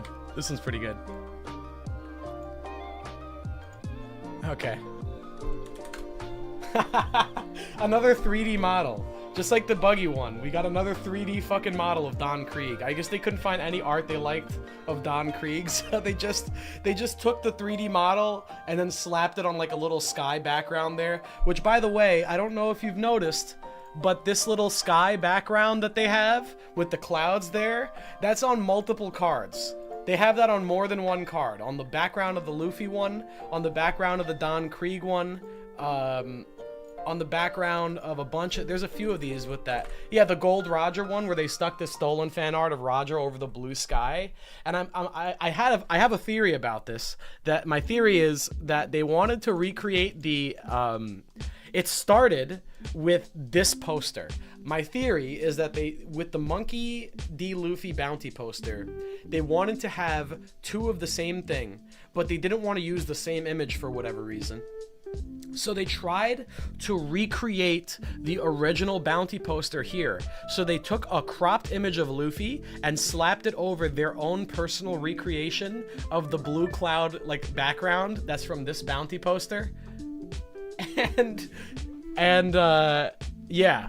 So they then took that background, and then I guess anytime they couldn't find a good image for a character, they just took like the cropped PNG, like the first Google result, and just slapped it over the sky background, and that was their go-to. I just think it's a little funny thing that I think holds some weight to it. I think that's a valid theory. What else do we got? These are all pretty normal. Oh, they actually do have a Jewelry Bonnie one. Her name's written normally. All the worst generation ones are written normally. That's weird. They all use fan art though. They're all once again, all of them use stolen fan art, just to show you what I mean. Really weird choices of the king cards here. They put Ace and fucking Basil Hawkins like on the kings, on two of the kings. And oh wait, oh, I have all four kings, my bad. So all four kings in this deck, like there's zero rhyme or reason to where they placed what cards, because here you can see that the four kings in this card deck are Eustace Kid, Jewelry Bonnie, Basil Hawkins, and just in case you thought there was a theme here with the supernovas, no, Ace. Ace is the fourth one. Not like Law or some shit, or like Arouge. No, Ace. So there's no pattern to it. There's no rhyme or reason. Two of these are stolen fan art. Two of these are clipped from the anime. Zero decision making behind anything. And also, yeah, now I'm just realizing, one of you just pointed out, Pedro, thank you. Ace should be an ace. Why is Ace on the king? His name is Ace. Put him on the ace. Like, what are you doing? What are you doing? Card makers. Oda, swing the hammer on these fools, bro. You fool. What else do we got? We got fucking... Oh, yes. We got another one with that background supporting my theory. Oh, there's a... Hold on. The theory evolves. So we have a couple cards here. Hold on, I have to screen cap that, upload, boom. Okay. Once again, they're using this cloud background that they manufactured for Zeph. They just slapped a PNG of Zeph over the cloud background. Apparently he's still wanted, despite like owning a restaurant and like settling down and like being a normal dude now. He's still wanted, not as red like Zeph, as just Zeph. And then we got Nami here. Which changes the theory up, because Nami is the only one I've noticed who has a different self-made cloud background. This one is clearly amateur, like the background is definitely made by whoever made the deck of cards, but it's a different one. I guess they lost the first background that they used. They maybe lost the save file for that. They lost the file. So they had to make a new one. Wow. Yeah, Miss Doublefinger's got a card.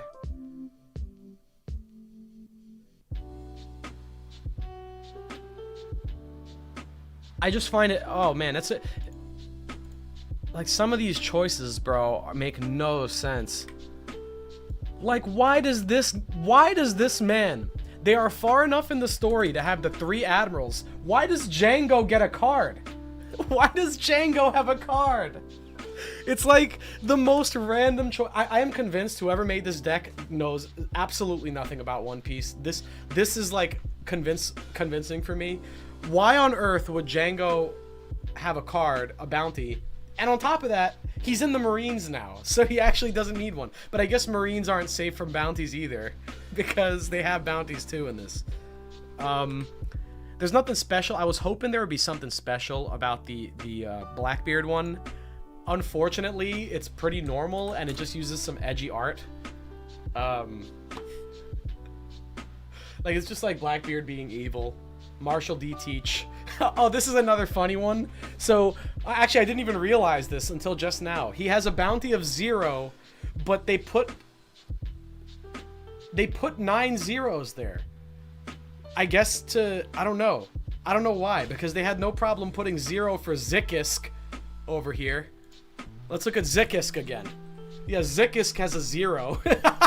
But Blackbeard has a fucking 0 million bounty. His how would you read this besides... Would you read it as no 100 million? 0 million? How would you read that? Z 100 million? So he has a Z 100 million bounty. That's actually a secret. Deep down, it's a secret bounty that no one... This is only Roxy Zebek got this bounty. The 0 million... What else we got? Killer, X-Drake. Yeah, these are pretty ordinary and boring. Oh, we got an Usopp one. This is another funny one, right? It's just like, it's like bizarre. It's like bizarre and nonsensical. Because once again, okay, we have yet another cloud background that was made from scratch for this poster. These clouds have black outlines on them, so you can tell this one is explicitly different. Once again, cropped Usopp image. But this is Usopp from Dressrosa. So unless this deck was made before Dressrosa was finished, why would you use the Usopp from Dressrosa and not put God Usopp? Why would you put Sogeking there? I have to assume when this came out. Like, maybe I can check the cover of the box and the copyright, and that'll tell us when it came out.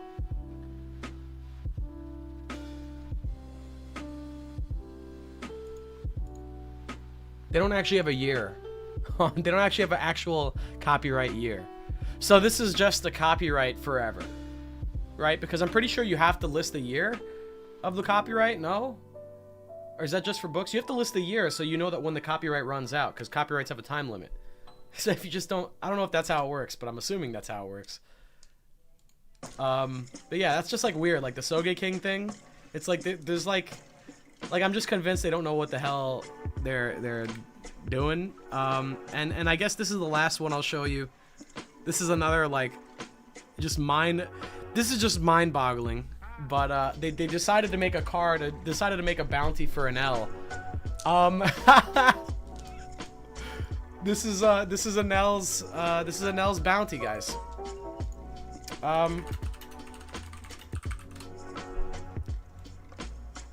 Let me check something. Where's this art from? Where's this NL art from? Is that just a ripped manga thing? It could be.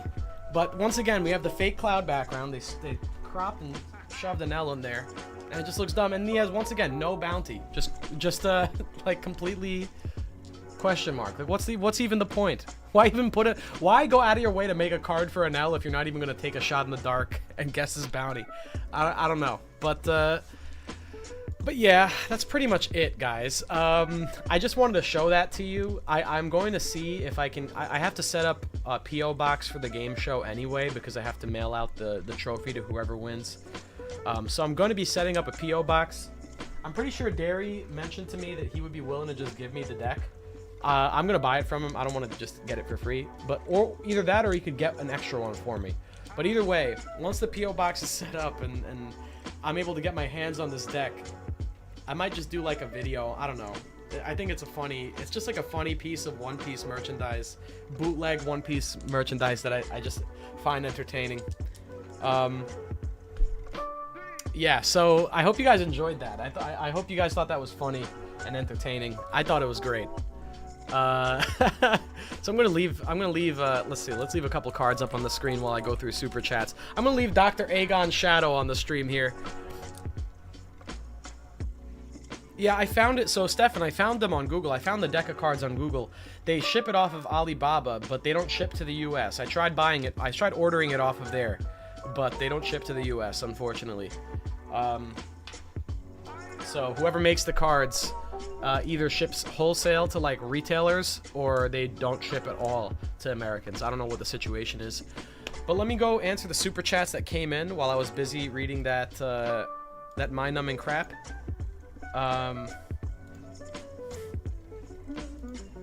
Let's see.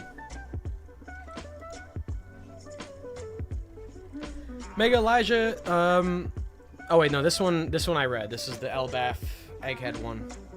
Matsumi Kaboshi. Yep. Will of Gil, thank you for the $5. He said my girlfriend bought me a kid figurine. I felt disrespected. She hasn't caught up to his extra L's. Proposal is 2 years delayed because of that disrespect. You should tell her that when you finally propose to her, and she says yes, you got to be like, just want you to know though, now that you've said yes and you're locked in, just want you to know I actually delayed this by 2 years because you gave me that kid figure. You should say that. Let me know how that goes. You should say, well, you gave me a kid of useless. Oh, you gave me a figure of useless Captain Mid. Are you serious? The wedding's delayed. Yeah, thank you, Gil. SK, thank you for the 550. Canadian. If you remember my theory last week of Emu turning Joy Boy's crew into the Talking Sea Kings in Zunisha, but maybe it did the same to the Elders. I do remember that theory, and that's a good idea too. Maybe the Elders are like, maybe they're held there against their will, and they're transformed into these monsters against their will, and it's all Emu's control thing. This goes back to that whole idea I was saying, where like Emu might be the shadow of Joy Boy in the sense that their power is to control things, maybe. And yeah, that could be what it is, right? Like maybe they're controlling everyone, even down to like the top brass are under Emu's control directly, and they don't want to be a part of it. Maybe it's a reluctant thing. I'm not sure though, because they kind of seem like evil people too. But But thank you though. Monkey D James, thank you for the $5. He said Deus was conceived as, or Deus was conceived as a divine personification of the bright sky of the day and the seed of the gods. The Deus, my WOD theory.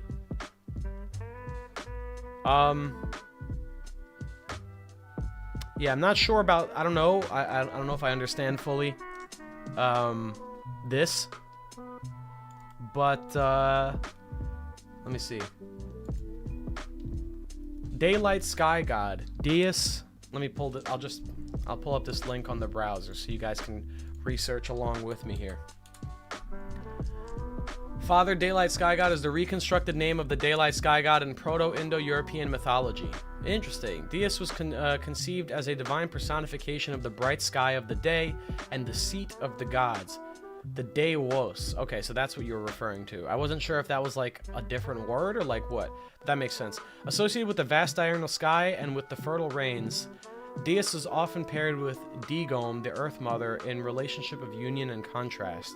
While its existence is not directly attested by archaeological or written materials, Deus is considered by scholars the most securely reconstructed deity of the Indo-European pantheon, as identical formulas referring to him can be found among the subsequent Indo-European languages and myths of the Vedic, Indo-Aryans, Latins, Greeks, Phrygians, Messapians, Thracians, Illyrians, Albanians, and Hittites.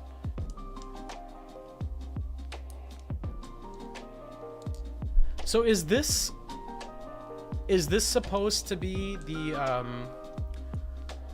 is this like the god that came before all other ancient gods? Like, because obviously if you follow the pantheons of ancient cultures and religions, a lot of those gods, whenever a new civilization conquers them or takes over or whatever, over the ages, those gods transform into the gods of other religions and creeds. So it's funny because people always say, you know, how can religion be correct if there's so many different ideas of the gods and stuff?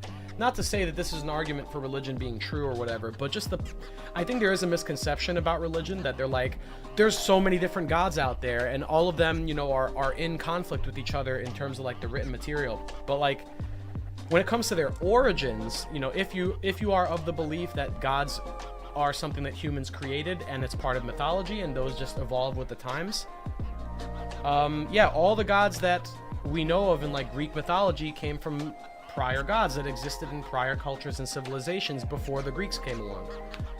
And as those civilizations conquered each other and as you have this cultural diffusion that occurs over hundreds and thousands of years, the names of gods and the ways that people worship them, although the ideas can be traced back along a strand of DNA in human civilization, and the names keep changing and the practices and the worship the way of worship changes, the actual gods are linked through a family tree almost. So is this Is this like the prototype for a lot of major gods? Is that what this is?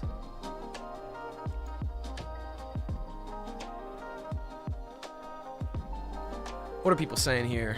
I missed your members comment. Oh, I'm sorry about that, Brandon. Let me see if I can, It's not showing up when I scroll up.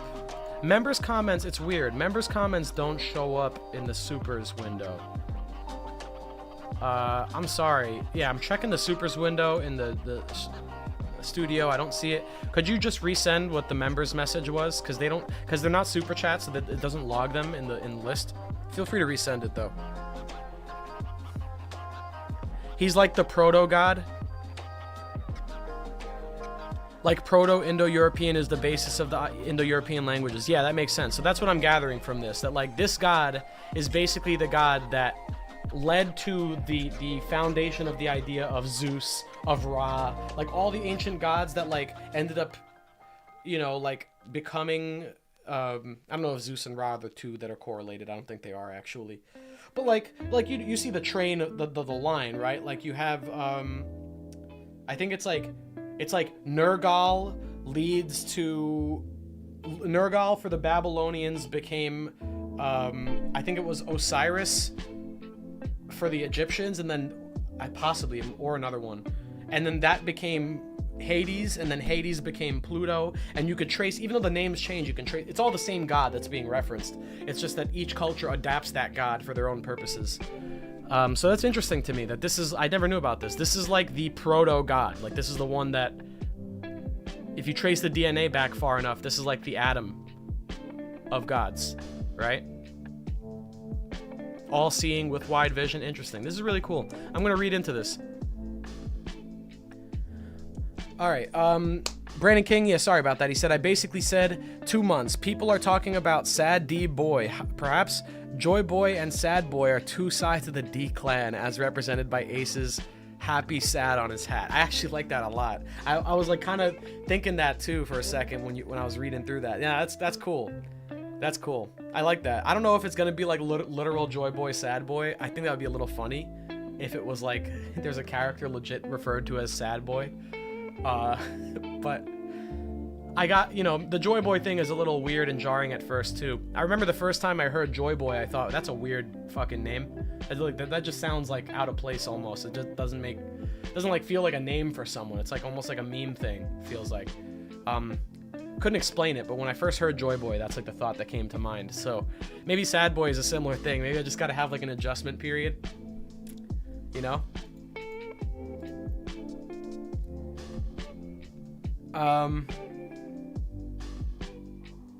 Interesting. Well, this is all really cool stuff. This is all really cool stuff. I think all the stuff that we got from this chapter today was cool. It's definitely gonna make me have to like kind of take a step back with some of the ideas I had for the D video, but if I'm able to find a way to like tie in the details from this new chapter into like a very cohesive idea for the D clan, excuse me, I do want to do a truth about the D or the D clan video. The thing that scares me about that is that we might be getting that answer very soon, like within weeks. And if that video comes out and then immediately is proven wrong, it almost renders the entire thing pointless. Which is why I don't like, so like people ask me, why don't you do weekly videos and theories reacting to the chapters and stuff? And I get that that's like the meta thing and it's like what most people care about, but my worry is theorizing about like actually spending the time to make like well-constructed theories about the most recent events can go wrong, because if the next week that theory is immediately proven wrong by the events of the following chapter, it kind of like renders the whole video pointless. And once people know what happens in the story, no one is ever going to go back and watch a fake theory about a fake event that didn't actually happen in the story that turned out to be wrong. That's why theories don't have staying power. And this is a whole other topic. I mean, I can get into this another time, but I've come to realize that I think One Piece theories in particular are like a dead end in terms of like YouTube, but that's a whole other conversation. Just because like theories are like so easy to like, once they're like once they don't hold the weight that they do when they're still possible, they basically vaporize into like worthless videos. Not worthless, but like they don't really have a point in there's no point in watching them. So like I don't want to do weekly theories, but I will say that like I'm very tempted to make that D video just because I do really like a lot of the concepts I gathered from analyzing like other texts, and like specifically Enkai Radiant I think really does connect, at least in its ideas, to One Piece. I don't think Oda read it. I don't know. I mean, I don't want to assume. It's possible that he reads like Stoic philosophy, but I'm gonna assume that he didn't in research for One Piece. I think it's just a coincidental thing, and it's just like that line of thinking that was introduced to me in that book kind of brought me down this rabbit hole with what the Will of D might mean, perhaps, you know. So you know, it's that's just something that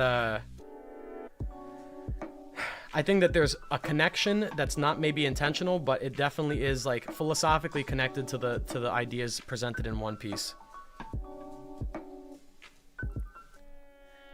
They confirm, Moog says, peep the Discord. Literally today, Sandman confirmed Imu's voice actor based on a recent interview. It's a woman.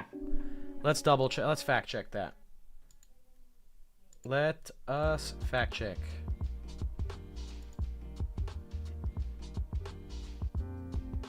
Really?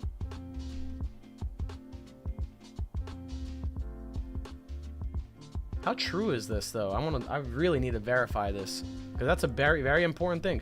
If Imu is a woman, because the voice actor is a woman, the voice actress is a woman for Imu that was apparently cast, so that would make Imu female, or male with a feminine or higher pitched voice. That's also possible too, but the implications definitely lean towards Imu being a woman, like people have thought. Imu voice. Let's look this up.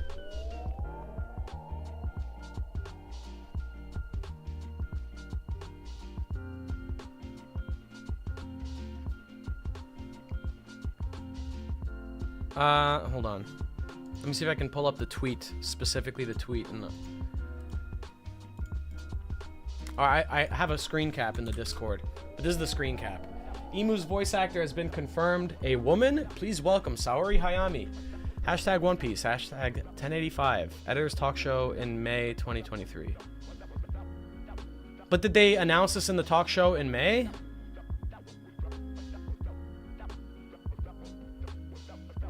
It was announced on the official YouTube channel. Really? I'm gonna look up this specific article.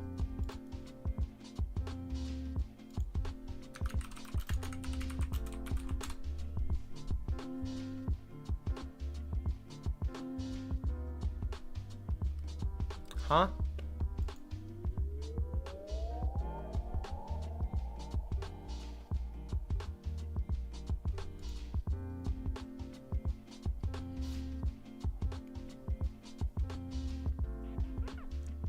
Yamato's voice actor is revealed as Saori Hayami, the same person.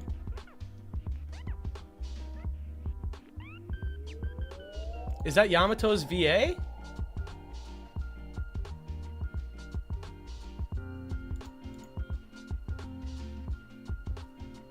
I don't understand. I don't understand here. It's Yamato's voice actress.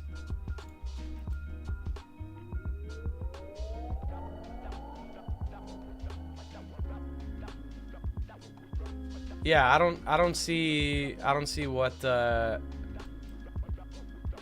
looked up Saori Hayami Imu and no article. Okay. Guys, if we could just do me a favor. Just do me a favor. I know this is a lot to ask. This is something I take seriously. Can we just fact check? Can we fact check stuff before tagging me 100 times with this information? Okay? I would appreciate it. Thank you. First off, I need a link to the actual tweet, because if there's no actual tweet from Sandman, that's like very easy to verify whether or not that's true. Yeah. All right. So this is not true. This is just a waste of time. Okay. Cool. Let's see. Unless there, I need a link. I need something to prove it. Because right now I literally look up this and I get nothing.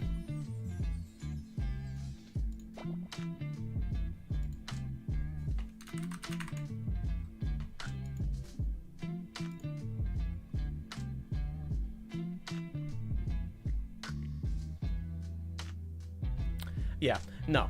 I will also, let me just also say this, okay? I'm just gonna put this out there. Sandman is not a credible source for information. He is another guy who can just go out there and get info from these big places. He is not the primary source. If Sandman is saying something, I just want to put this out there for the future, because I've seen people do this a lot. Like, Sandman said X, Y, or Z. You want me to show you what Sandman did? Was this it? There was a post I saw. I don't know if it was this one or tied to this one, but there was a post that said, I think it was from Sandman, that said, Oda is coming to Saudi Arabia to personally meet, like, some massive, like politician from Saudi Arabia who's a big One Piece fan, and that was just like complete hogwash, like not true. I don't know if it's this. This might be true. I actually haven't looked into this, but I remember there was like I remember there was a tweet that I think it was from Sandman, or it had to be from Sandman, because I remember everyone, I might be wrong, but it was like getting reposted everywhere on Twitter, where people were like, Oda's gonna go to Saudi Arabia. He's gonna make an appearance in Saudi Arabia.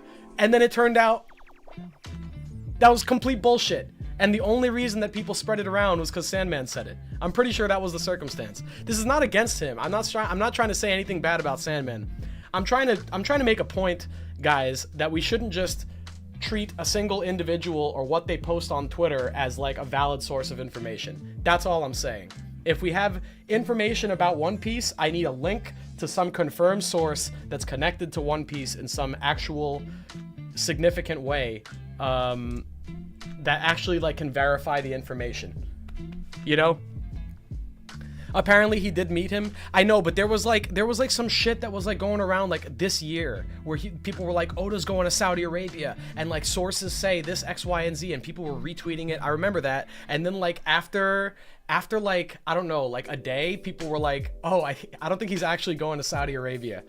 And like maybe I, you know, I don't want to go too hard. I'm not trying to like start some shit, you know. I'm just saying this is something not just with Sandman, but like I see it with a lot of like figures in communities like this, where they're like, this person said X, Y, or Z, and then they just spread in misinformation like that, or like, I don't know. I just feel like we got to verify on this era of the internet where we have AI like doing everything now, like AI, you can't even tell what's AI made sometimes anymore. On this era where like misinformation spreads like wildfire, can we make an effort to just not spread shit?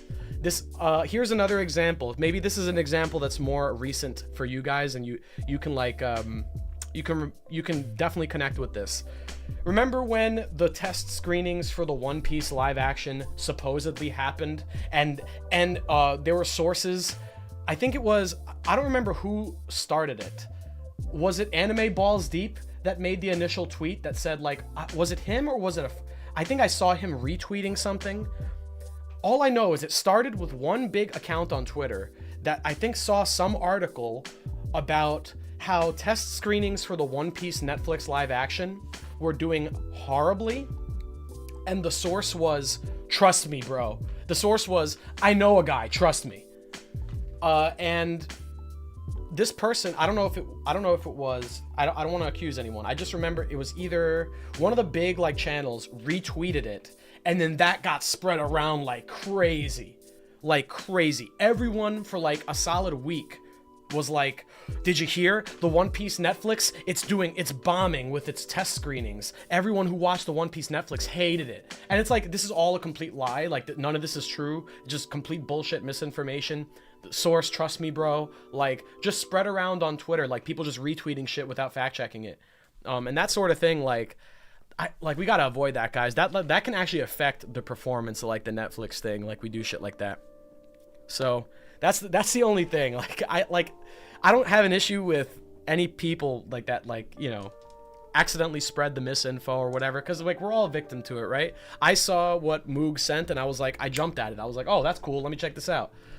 That's normal, right? But I do we gotta fact check stuff, because the moment I heard that, like the first thing that came to my mind was like, really? They announced the voice actor for Emu before the chapter including Emu officially dropped? Like, the chapter is not even out in Japan.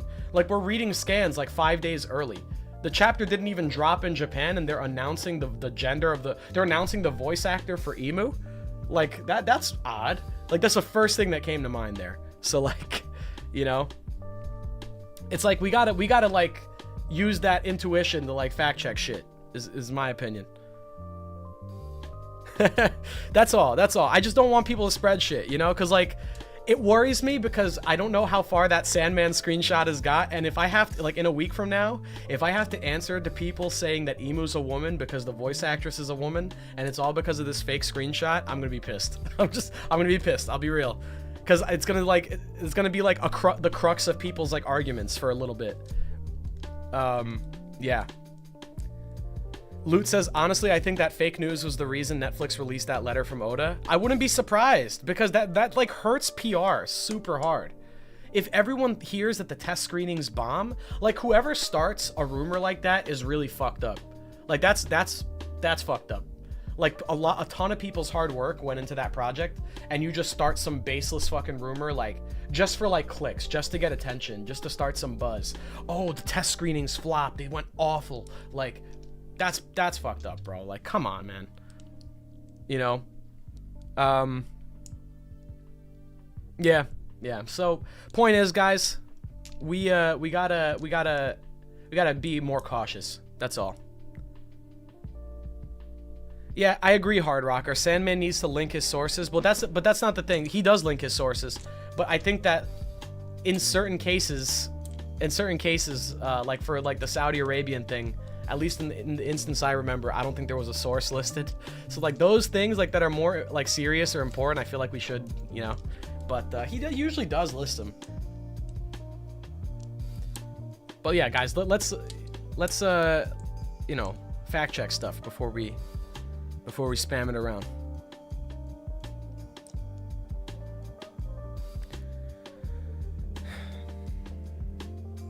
Problem is, there are a lot of stupid people in the community that will say it's legitimate even after it's proven wrong. That's any community. And honestly, I'll tell you this: I've been reading the Stoic thing. Or not reading the Stoic thing. I've been reading into like Stoic philosophy. I've been like trying to like apply some of it to my daily life.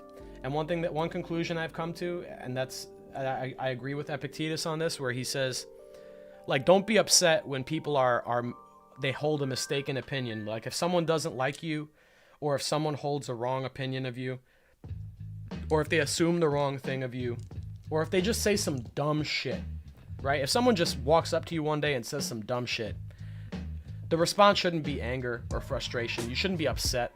I mean, obviously, it's a natural response for people, but the Stoic philosophy is that you shouldn't be upset at that, because they are the mistaken ones, and they are the ones who have been fooled. In someone who's misinformed on something has been fooled, has been duped. They've been fooled by another person. They are the one that's been wronged. The person who has the misinfo, the person who says the wrong thing or says some dumb shit, they've been wronged, either by their own faculties or by someone else who's told them the wrong thing. So there's no reason to be angry at people like that or get pissed about it. There's stupid people everywhere. Yeah, I mean, you know, the sky's blue. The fucking, you know, YouTube comment section is troll. Like, that's the story of time itself, as old as time itself, you know. So it's like, yeah, there's no point. I don't get upset when people are wrong about some shit anymore. Like, I don't even want to bother getting upset on that. What I do think we should do instead is, if we think that something's wrong, we fact check it, we prove it correct or incorrect, and we move on.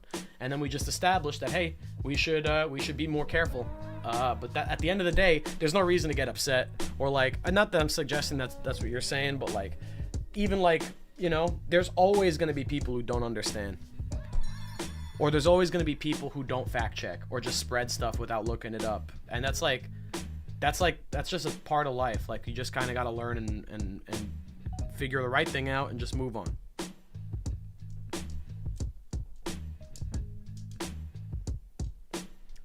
Ronnie says, right, hidden people hate me. Just kill them with kindness. That's the thing. It's like, it even like, for me, it's not even like kill them with kindness. And I used to think that, but like now I'm just like, kill them with indifference, bro. It's like, kill them with indifference. Like I don't care. Like, I just don't care, man. I'm just trying to care. I've cared too much about what people say recently, and I'm just trying to care less. And I'm just trying to recognize and rationalize that, like, it's not about being right, and it's never about being right. It's about, or rather, it's not about being the one who is right. It's about coming to the proper conclusion. Like, even if someone's wrong, I don't want them to be wrong. I want them to be right with me if I think I'm right. So I'm going to try and take my time to show them what I mean and explain what is correct. And if I find out in the process that I'm the one who's wrong, then, oh well, like, I'm wrong. We live and learn. So that's the way it is, bro. That's the way it is. You just gotta, you either just don't pay it attention because it's not worth your time. Everyone's spending their life trying to figure their shit out, and you know, everyone's got their own problems, and most of us, a majority of us, haven't figured out our own problems and our own issues, and we haven't come to terms with ourselves yet. So why spend our time worrying about what other people talk about? Why should I spend my time giving a shit about what other people, you know, what other shit people talk about if they don't like me or whatever? Why do I care? I haven't even figured my own shit out. So like, why should I care about someone else's problems? So like, that's the thing. At the end of the day, like, if someone they don't want to be nice to you, whatever, move on. Indifferent, don't care, not your problem. But if they're misinformed, like, just fucking go through the journey together, bro. Like, figure it out. Figure out the right answer together. I'm done getting tight at people over nothing. I am done with that.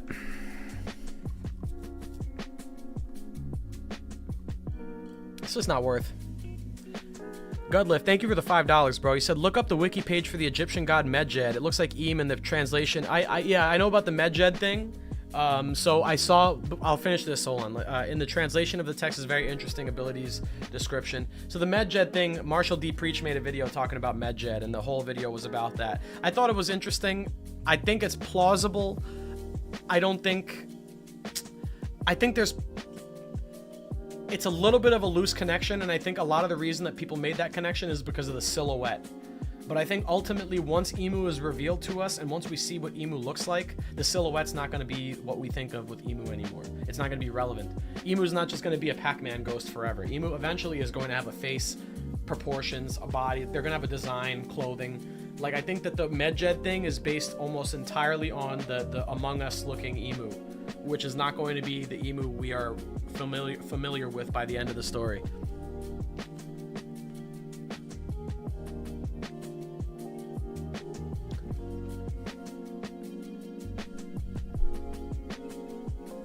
Do you like the moody lighting? You know what the problem is? I don't mind. Like, I can make it brighter. The thing is, I worry because if I make it too bright and overexposed, it's gonna make the whole thing burn your eyes. You know, it's gonna be eye burning. Let me see. Can I turn up the lamp arm at least? I can turn up the colors on that. Yeah, there you go. There, boom. Slightly less dramatic. We'll keep it dramatic anyway. My avatar is heavily shaded in the face region. Kind of works.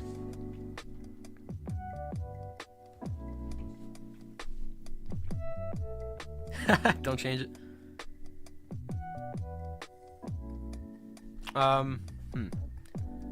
Pedro asks, do you think that the D name is something that can be given to anyone, like a king giving knighthood to a vassal? Luffy was asking Sabo if he wants a D in his name. Can it be relevant for the story?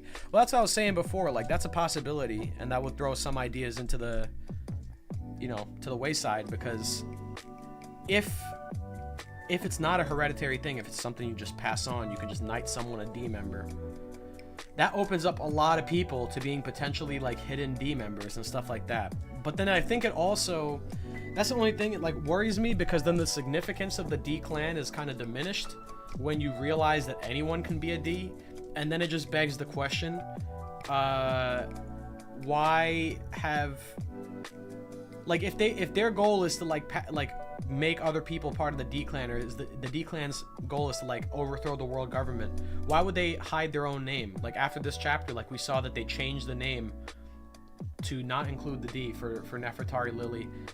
Why is it that, you know, the D clan doesn't try and recruit more people to become Ds? Like, it just seems like it's sort of like a more like, it's like core to the person. It's like something that's in them, and that you can't just like, you can't just choose to be a D one day.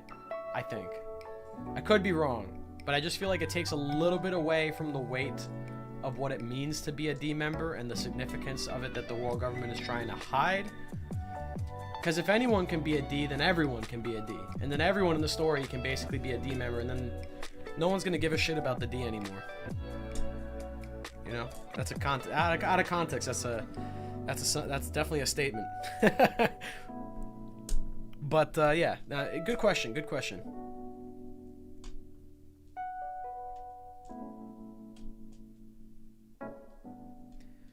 Otter says, hidden off topic, but how's the cold turkey been? You're what, 6 months deep? More? Yeah, man. I've been pretty good. I mean, since Thanksgiving, I stopped smoking nicotine. So we're now at June, so that's basically the 6th month we've arrived at. 6 months cold turkey, no cigarettes, no vape. If I can be perfectly honest with you, this past week, or this past month, has been very tempting. Very tempting.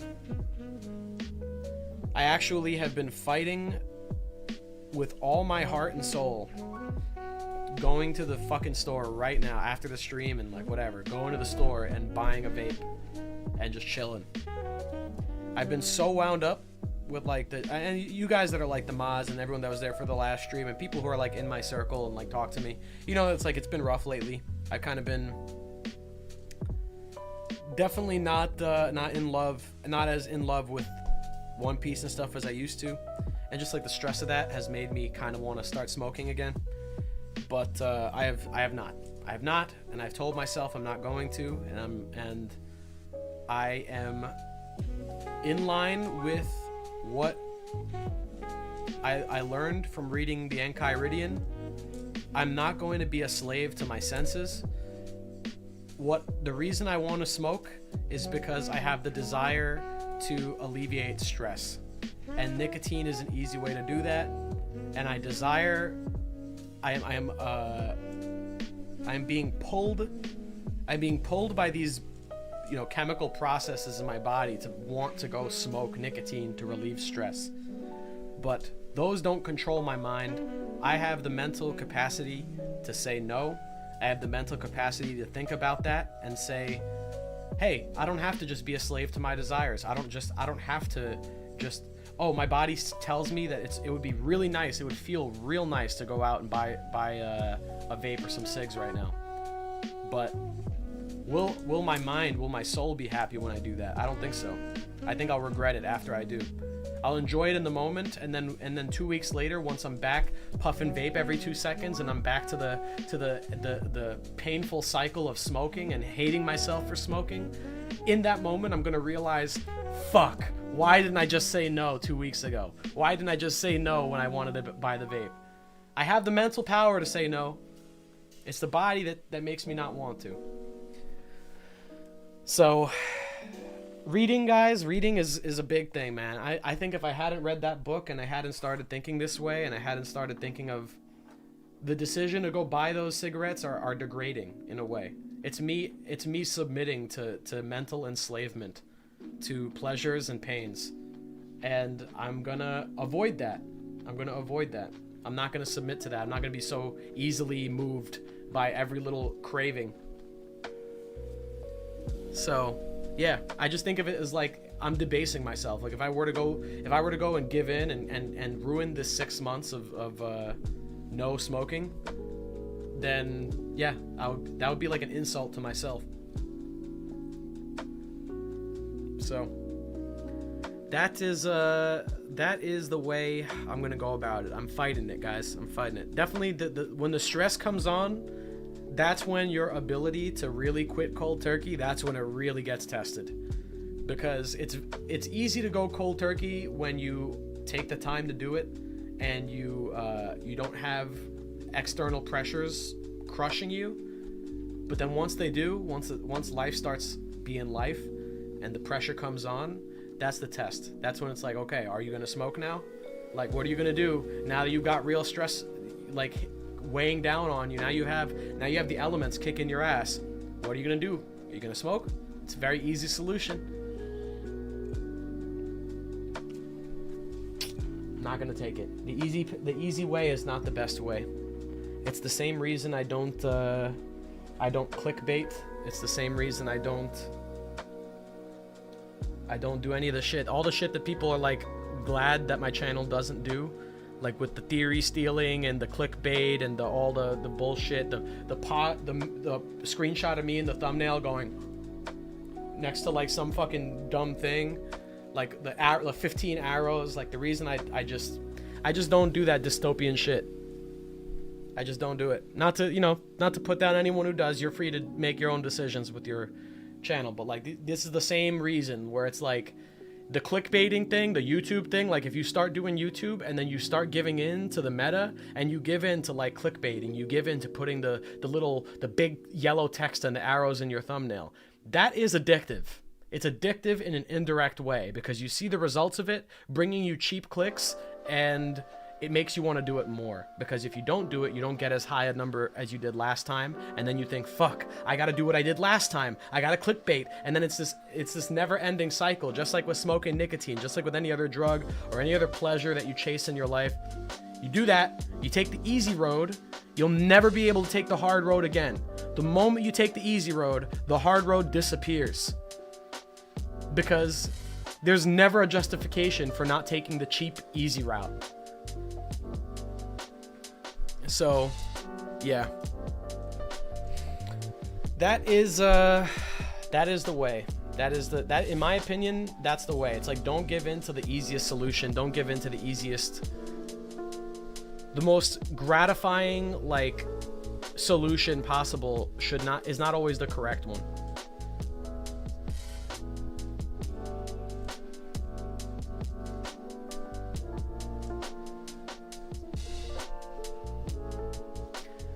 Yeah.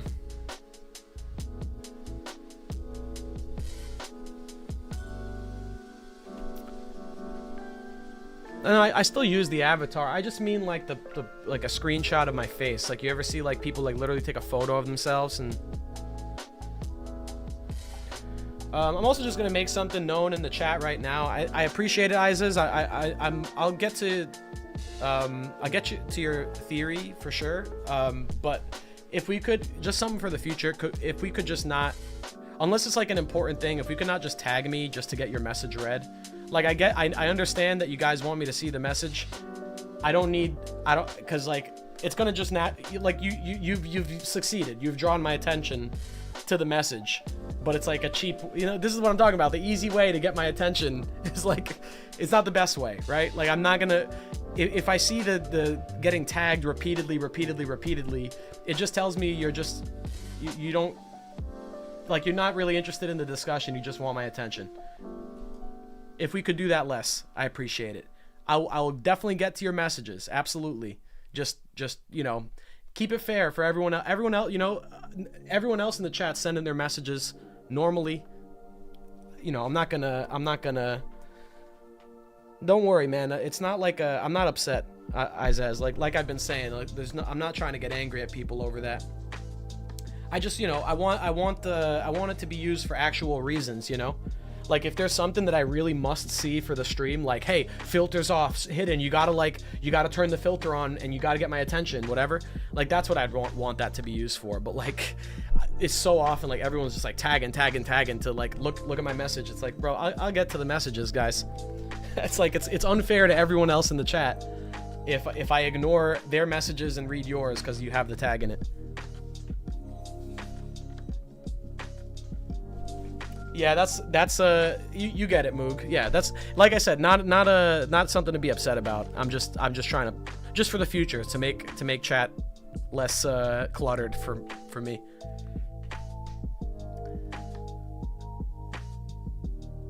Yeah, I could disable it, but I don't want to disable it. I just want people to use it responsibly. So let me read this. Because I do feel bad. Let me read the theory Eyes as. He said, there are rewards to the skill gain and character gain of difficulty. Oh, is this tying into what we're saying? I've always thought that the reason why some Ds smile is if you focus on living life well, you're always ready to die because you have no regrets. That's how I try to live. Exactly. I think one of the first,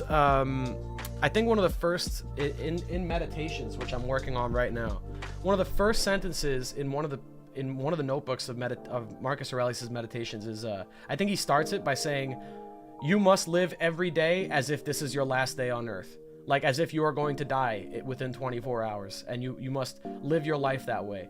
So if you're happy with your life, like if you're happy dying, you know, or basically you have to be happy with yourself. Like live with no regrets. Live in a way that you can say you lived morally good if you were to die by the end of today. And that's like a way to live that he suggests. And I agree. I think that's a good way to go about it.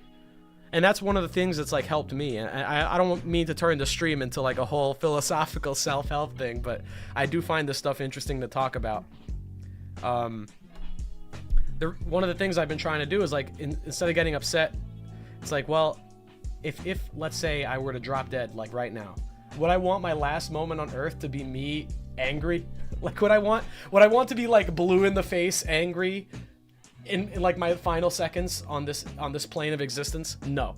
So I gotta live my life as if, you know, I could go at any second. I could go at any moment. As all of us can. That's just the reality of it. So it's like, am I gonna spend my time getting pissed off all the time? Like, no, man. It's like that. If I were to drop dead, like, boom, right now, like, would I want to be like raging pissed in my final seconds? Like, that'd be embarrassing. Yeah. I mean, it's hard to completely remove. We're not emotionless puppets, right? But you have to definitely reel it in. I try and reel it in. I'm trying to. Thanks, bro. Welcome to VIP. You didn't have to. I feel like you did that because you felt bad about the tagging thing. You don't have to do that, bro. Welcome to VIP. I appreciate you. Thank you, man. Definitely. I'll definitely be be reading everyone's messages that I can as long as I catch them. The best way, if I'm just talking like I usually do and missing your message, if it's been a while, just repost it. I don't mind. As long as I don't see multiple of the same message in the same window, right? Like if it's just a wall of the same message, that's going to be an issue if you repost it every 10 seconds. But if I don't see your message, just feel free to post it again in like 5 minutes. Maybe I catch it again that time. He said, no, I didn't. No, I appreciate you, man. I don't mean to like imply. I just, the timing of it, I just thought I felt bad. That's all. But thank you for joining, bro. But yeah, if anyone wants me to see a message, just repost it in 5 minutes if I miss it. I don't mind. I'm not gonna get on your case.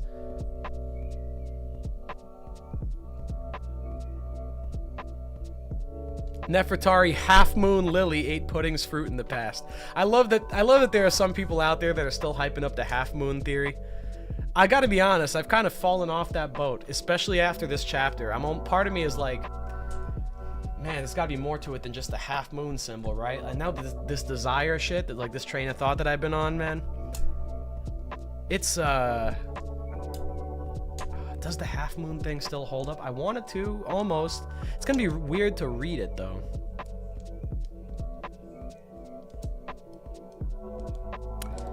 Like, how would you read that? Like, once it's revealed to us, how would you read that regularly? You know? Lagoon Out says, I'm happy to catch a live stream. It's rare for me, but I'm happy to be here. I gotta go back and see a reaction though. Yo, I appreciate you being here, bro. Definitely go check the reaction. I hope it was good. I think today I got pretty excited. I wasn't like screaming or popping off. I think I've just been a little bit like my energy is kind of changed a little bit this past week. Like, I don't know.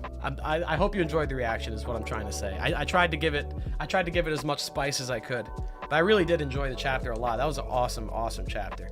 That lifted up my day so much, just like learning new shit about Emu. It's so cool, man. That whatever that shadow monster thing was, I don't know what's going on with that. I just want to see more.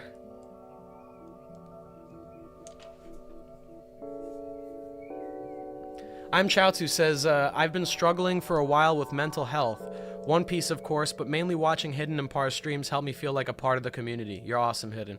Thank you, bro. You are part of the community. You're always welcome here. I'm sorry to hear about your struggles lately.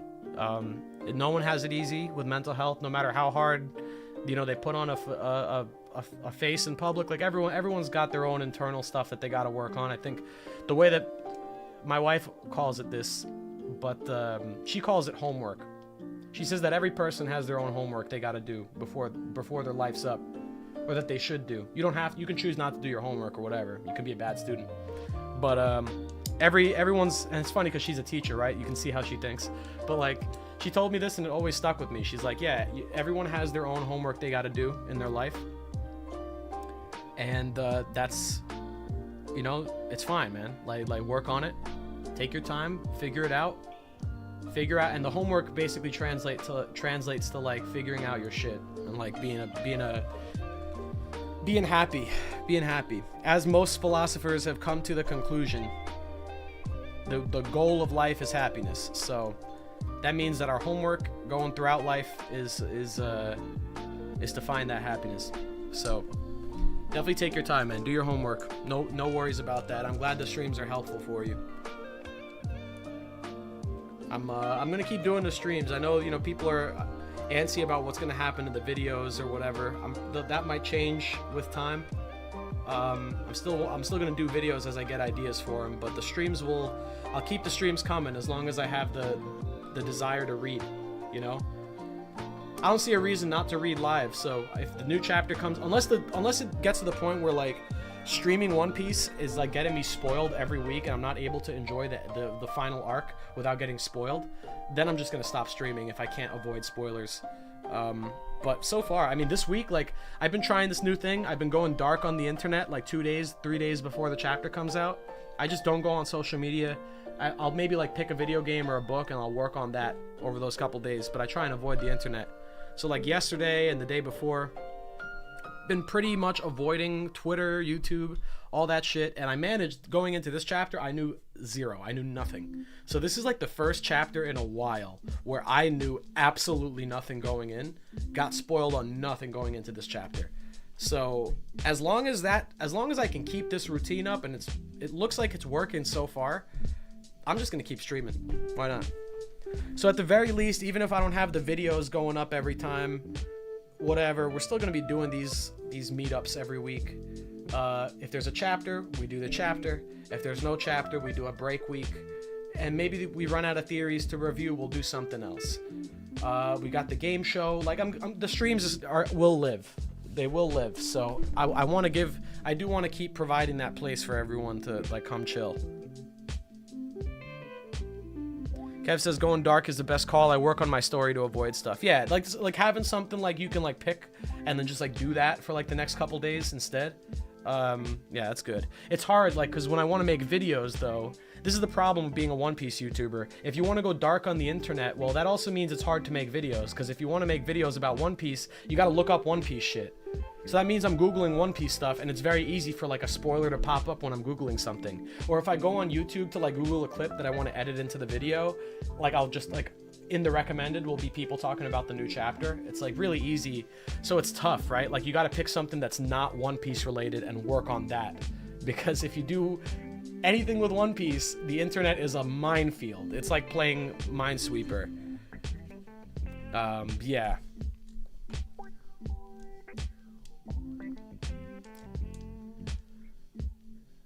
Yeah, Logan, that's a good point. Killing two birds with one stone. Staying off social media and not getting spoiled. Yeah, staying off social media is a win in and of itself, isn't it? Alright, well, Guys, oh, Parvision just got here. Shadow Life OP, mwahaha. Yes, I was thinking about you this chapter, man. That's pretty cool. I can't wait to see the in-depth explanations on how that works. If the shadow theory ends up being real, because I do like the idea that maybe like Emu's like Joy Boy's shadow or something that came up today, and then it's like the opposite of like I guess the nature of the sun god in that respect. So it's like a shadow's power. That could be cool. That could be cool. Big W, bro. Yeah, for sure. But yeah, guys, before I go, I saw one other one that I wanted to read, and then I'm gonna get going. Stefan said, well, I'll repost without tagging on the topic of Moo, and thank you for reposting without tagging. See, I reward that. I reward that, guys. All right, I'm not just talking out of my ass, okay? Well, I'll repost without tagging. On the topic of Moo, Wikipedia lists a possible translation for Moo as to see the Buddha nature. And the katakana for Emu can also form the Buddha kanji. Yes, the Buddha kanji. Well, the kanji for Buddha is also the kanji for God in general, right? It's kami. And then the radicals that make up kami are I and Mu. They look like the katakana I and Mu. But I guess that is specifically for Buddha, or is there a different one for like different gods? I'm pretty sure isn't generally the kanji for gods in general, it uses that same kanji. But that is interesting. That is interesting. Yeah, that's funny too. Actually, this is for you, Par. Dr. Aegon Shadow, Shad-D-O, a big proponent of the shadows theory. If you want to know what the context of this fucking mess is right here, it's earlier in the stream. We went through a deck of bootleg One Piece cards, and this is the name they posited for Monkey D. Dragon is Dr. Aegon Shad-D-O. So we're gonna make that a mainstay of the stream. So the shadows theory lives on through Dr. Aegon. Dr. Aegon Morbius. All right, guys. Well, I hope you guys enjoyed the stream. Everyone, it's been a pleasure. This was a really, really fun one today. Great chapter. Excellent chapter. Best one of the year so far, in my opinion. The card stuff was fun. Discussions were good. I guess before I go, real quick, I'll just give you an update on the game show, where I'm at with that. I have a Word document here, actually right in front of me. I filled out with all the different ideas for rounds and stuff that I want to do. I have a bunch of them I've set in stone. A few that I'm going to do for sure for this game show. Some fun ones. I'm gonna keep them a secret. I just have to. I really want to tell you guys some of these ideas, but I'm gonna keep it a secret because it's funnier that way. Yeah, break week. I'm working on how I'm gonna do the break week round that I have hinted at already. But yeah, the game show's coming along good. I have the cosplay is now ordered, so I have the cosplay on the way, or rather they're making it now. It's gonna take the next 3-4 weeks to make it, and then they're gonna ship it to me. So the cosplay has been ordered. Props for the room for the stream has been ordered. Most of the games for the show have been decided. And right now, a few things that are on my mind is going to be setting the date, which I think is going to be hard to do until I get like a proper ETA on the cosplay. So once I get some ETA on the cosplay, I'll probably be able to set a date. But the range is looking mid to late July. And what I'm looking for right now, and if anyone in the stream happens to be a cracked out artist, feel free to reach out to me. I'm looking for an artist to commission either the thumbnail or materials for the trailer. And when I mean cracked, I'm looking for an artist that can I can hit you with something like with a blurb of text, and you're gonna turn it into some fire. So Lee J, basically Lee J. Lee J's not in the position right now to do a lot of art, so I do need some backup artists in my corner. If there's any of you that are watching or watch this VOD at any point that you think you're a sick artist, you think you'd be able to be up to the task of producing some artwork for this project, reach out to me. I can't promise anything. I can't promise that I'm going to be down with it or whatever. I'm just going to lay that out, the groundwork for that right now. I'm just going to tell you, I'm picky. But if I do like it and I decide to go through with it, there will be money. I will pay. I will commission. And then we'll get cracking on that, because I want to have that. I want to have the artwork, and I want to have the have the trailer and stuff like started, getting that started and prepared like fairly soon. So yeah, just anyone, just hit me up with a DM on Discord or Twitter, and then just like reach out to me. Send me some of the art that you've done. I need examples. I need to see stuff that you've done. And then if I'm cool with it, I'm just gonna hit you with the commission. I'll tell you how much I pay. I'll tell you what I'm looking for, and then if you're able to do it, then we'll make it happen. I saw people asking also. Before I forget, I saw people asking for the books that I was talking about today on stream. Let me actually go grab those books for you right now. I'll show you.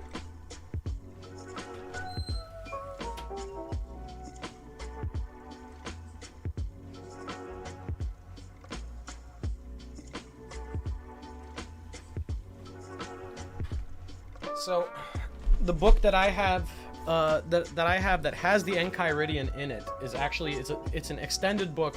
It doesn't it has so the book is called the Enchiridion. You'll see there. It's maybe hard to make out here.